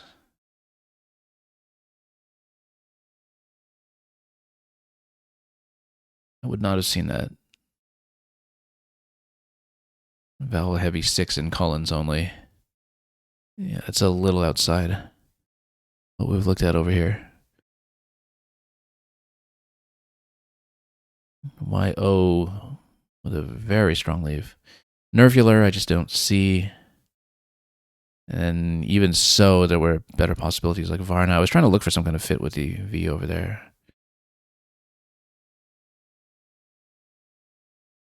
Big problem that we don't see Nervular. And especially with my opponent just having played YO, I think this was a bit risky. So yeah, Sim doesn't like Aeolian. I just had a bit of a blindness to the R hook next to OR.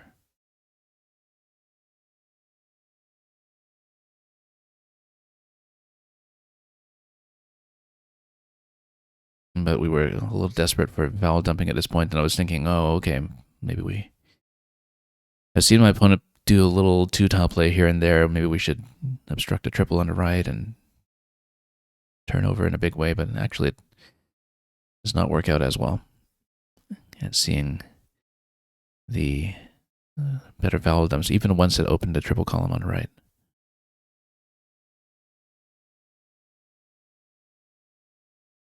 Anyway, wine's going to go down over here. So Isotron is preferred in this spot. Notice that all of these that come out best hit the double on the right side. That the sim here isn't even listing S plays next to Joy, down below Joy. But everything's pretty close here in terms of just surging ahead and score. So in general, though, it looks like the top right is where to go with that. Here, I was having a little bit of trouble getting out of this situation. Scoring more significantly and drawing into EUOA with the nearly 1-to-3 vowel consonant ratio. Seems to be okay, though. Because, yeah, at this point, it was around this turn or the next turn where we noticed that there was such a massive vowel consonant problem in the bag. And that keeping all this is not as bad as it normally would be, just due to the likeliness of a consonant-heavy draw. My opponent doesn't see this. Huda. A type of domestic fowl. Interesting.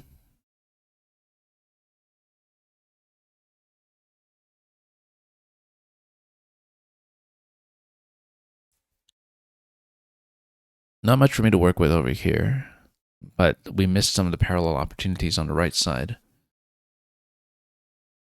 which would have scored significantly better with the W. And again, very, very consonant heavy bag. So the all vowel leaves actually do a lot better than they normally would.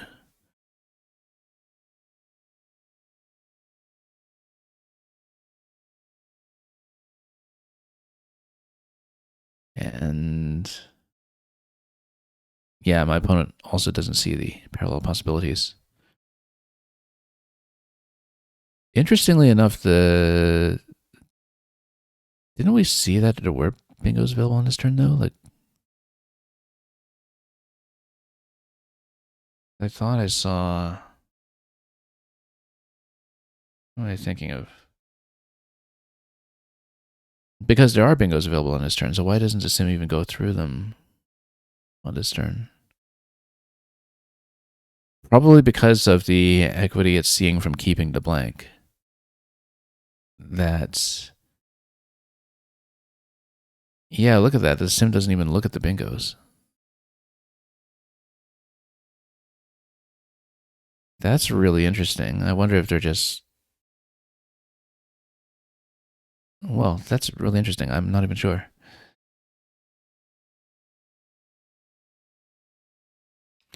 But I guess it's seeing that you probably need a sequence that has the scoring play and the bingo, and then if you had the bingo play on this turn, there is that potential situation of drawing far too consonant heavy. Maybe. I mean, unless I see the win percentages on some of the bingo plays, I can't really compare. So we might have to pull this out into command line Macondo to look at it more carefully.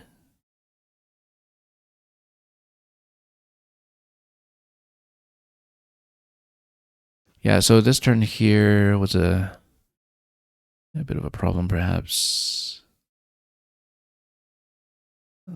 Playing up the QI immediately. Again, just missing parallels on the right side. And we did give back points for amnesia over here, instead of obstructing as I had hoped. Still continuing to miss Teld.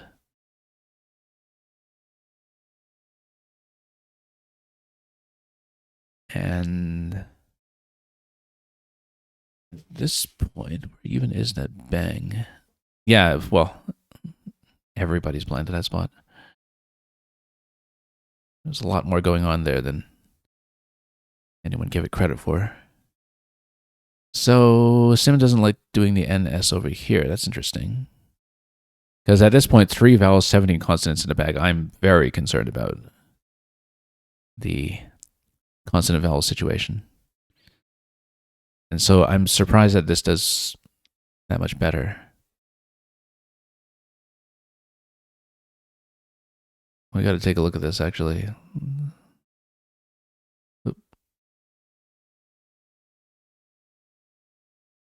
Yeah, it's reducing the average opponent score in the next turn by 4 points. Because I guess there's still lots of possibilities that could score over the doubles and the parallels if we just go QINS. Effing is going to go there instead. So the sim doesn't like this at all. Look at the huge drop in the win percentage by trying to go for the points instead of trying to dump out with 2 vowels, 12 consonants in the bag. That's interesting that the exchanges work out this much better. Like, it's totally reading this as an exchange turn. You see, the thing is, I'm behind by 11. It's hard to make that exchange call when we do have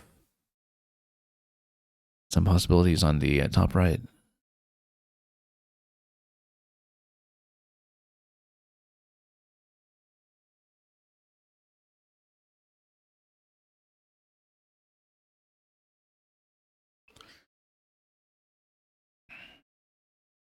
It is a huge drop in the expected score in the next turn.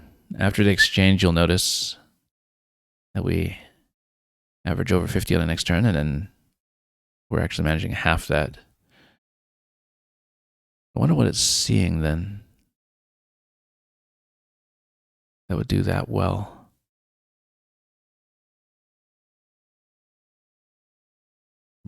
Probably because, when you have the all constant leaf like this, we're likely to have an all consonant draw, and then we actually do get stuffed out by consonants for the rest of the game. That is what happens.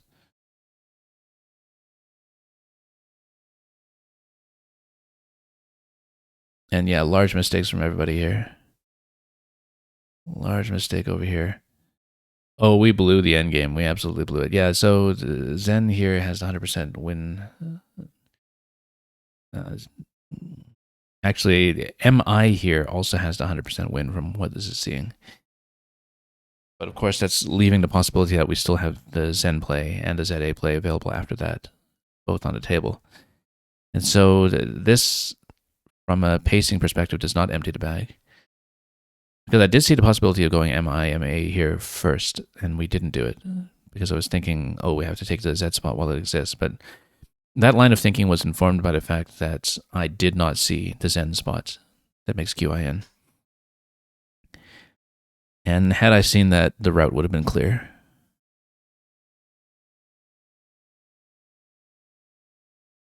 And indeed, with a small mistake here, we do straight up lose. Because I did see the possibility of print up top, but yeah, it actually is a losing play with the specific draw that we have.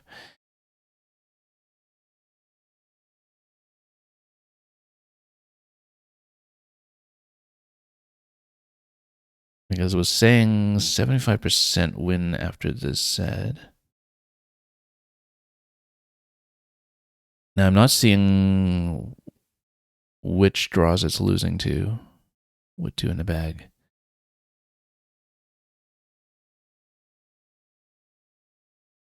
But it looks like that the fact that my opponent specifically has print as an out in 2 is one of the situations we lose to there. I think with a slightly different configuration of what is remaining in the bag, then most routes win.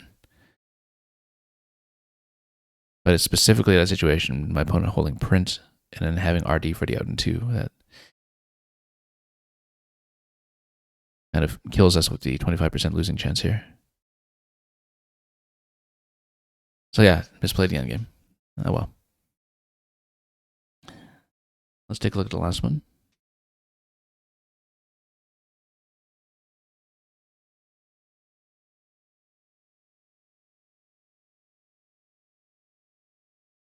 We did step through the plays for this earlier, but we'll see if there's anything more specific to look at.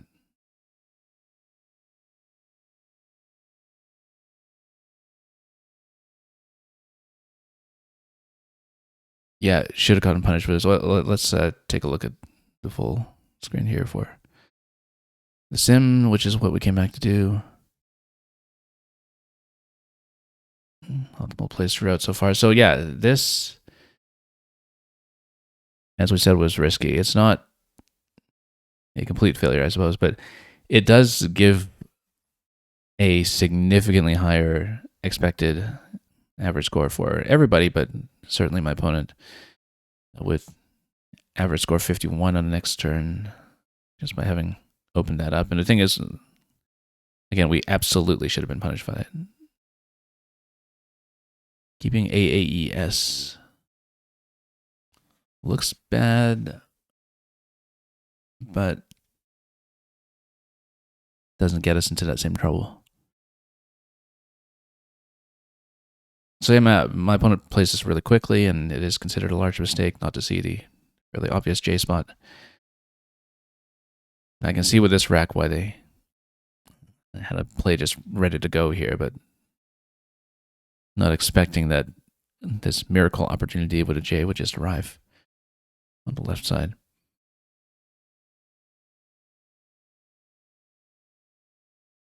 So here, yeah, still managing V's basically.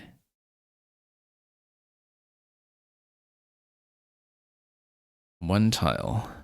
Because this is anime to Amentia, but none of them go down. I can see the rationale for the fish one. Interestingly enough, that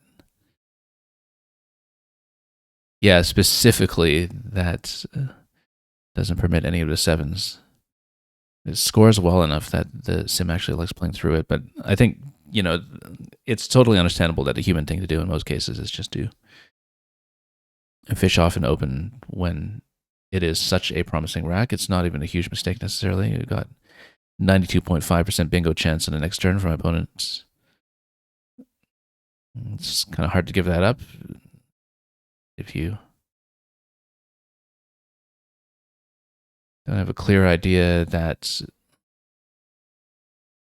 scoring 35 here knocks down your average on the next turn, certainly knocks down the bingo chance, but actually turns out okay instead of doing the 4-point fish because, you know, you're not giving up 31 points. So you can see, you know, with the Edelman route that the sim likes, opponent's average score next move is 44.5 compared to 79 when you go straight for a fish one and extremely likely bingo. But that scoring the extra 31 points actually comes out to a better average between these two turns, it seems. But yeah, totally understandable that we'd be hit with this play here, and it's one of the smaller things we could be hit with. A 60-ish point bingo that opens up a big counter spot. On this turn, the sim doesn't hate what I did. There is a better spot for it down here, of course, but having seen my opponent just fish off one, I think it was something that psychologically discourages one from opening up the triple-triple.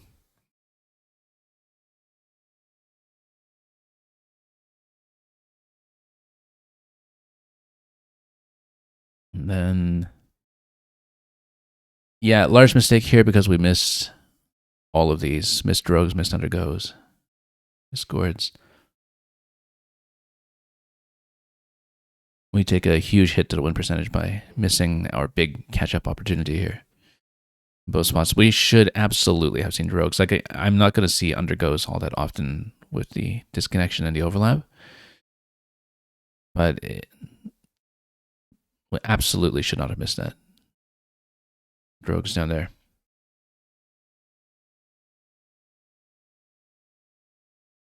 Didn't know Salabans, so what are you going to do?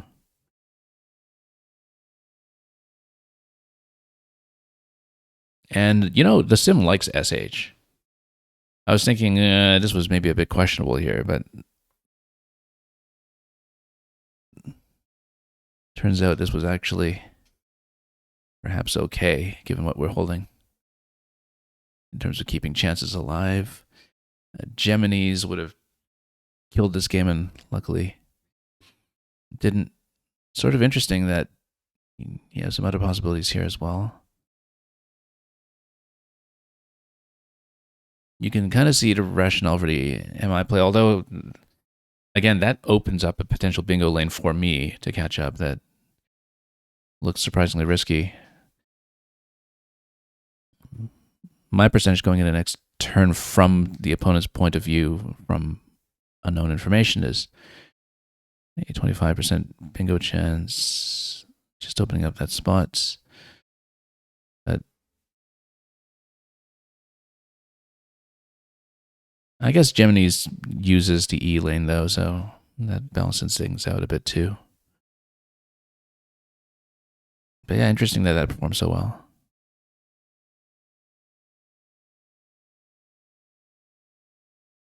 A spy, I was kind of considering that, I think, but again, it seemed to close up a bit, and I didn't really know what we could do from that point.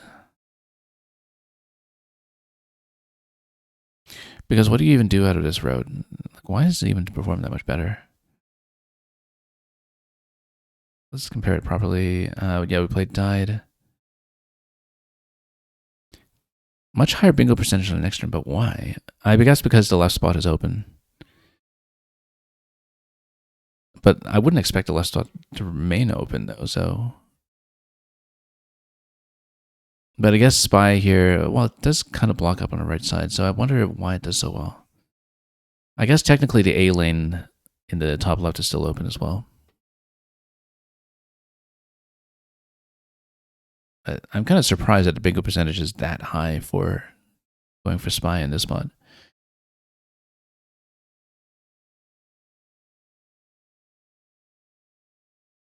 I would not have guessed that intuitively.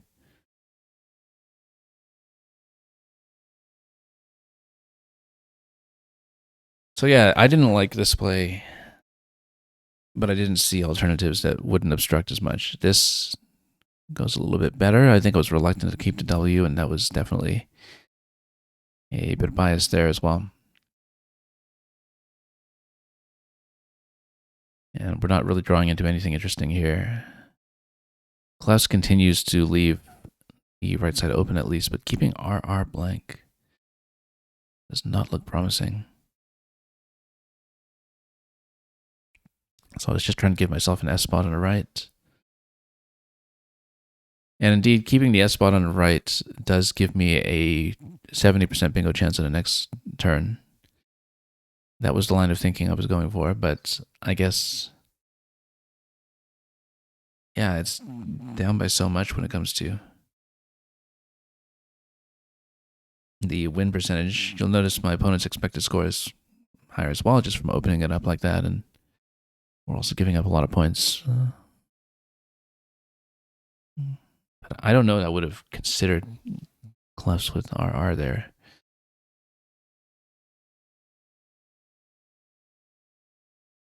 I guess I didn't think about the S in front of pews for spews. We just didn't look at that at any point. This was considered a large mistake, although, yeah, because it drops our win percentage down to 0. That's why I was thinking, yeah, probably we won't get any decent draw out of it.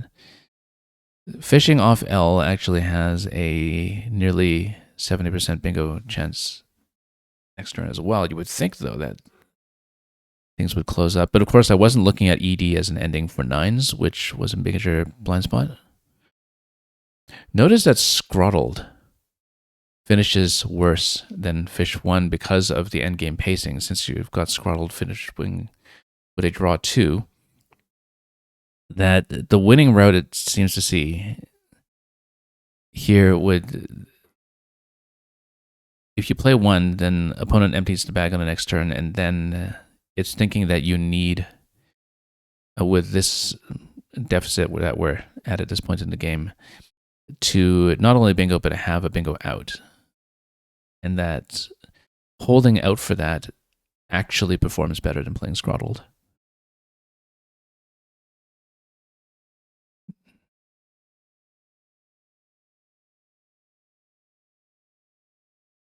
That's interesting.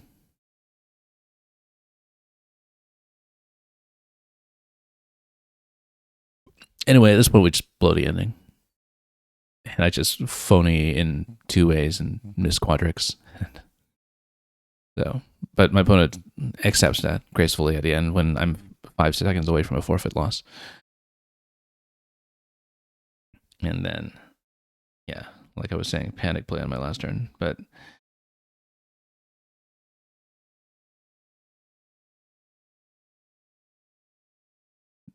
that is it for today. So, yeah, kind of a mixed bag when it comes to how we're playing. Lots of big misses here and there, lots of instructive lessons. But we will close with that in what was a pretty small group in the top division compared to the usual crowd that we get. But of course, I'll be back for this as often as I can whenever it's able to run. It doesn't run every single week. Last week, there was no event, for instance, but when it is on and when I'm able to make it, of course, we'll try to continue streaming some games every week with what has been a good and competitive crowd as often as we're able to be on. So thank you once again for the viewership today, and especially for the raid that we got from Zixi earlier on in the stream. And yeah, and MKW Joseph, thank you for dropping by as well. Hope you've been enjoying lots of Scrabble content across the board. For those who want to see more Scrabble, there is, I believe, a World Youth Championship that is currently ongoing. I don't know if the stream is up at this hour, but it is on the Wespa Scrabble channel, and that's where Scrabble will be this weekend. And there should be some good games to see over there. I haven't been able to follow the broadcast yet, but that is worth checking in on. If you want to see more games in a live setting. Once again, thanks for watching. And until we're back for more content in the weeks ahead, have a wonderful time ahead of you with everything that you may be up to on your end. As always, fare thee well.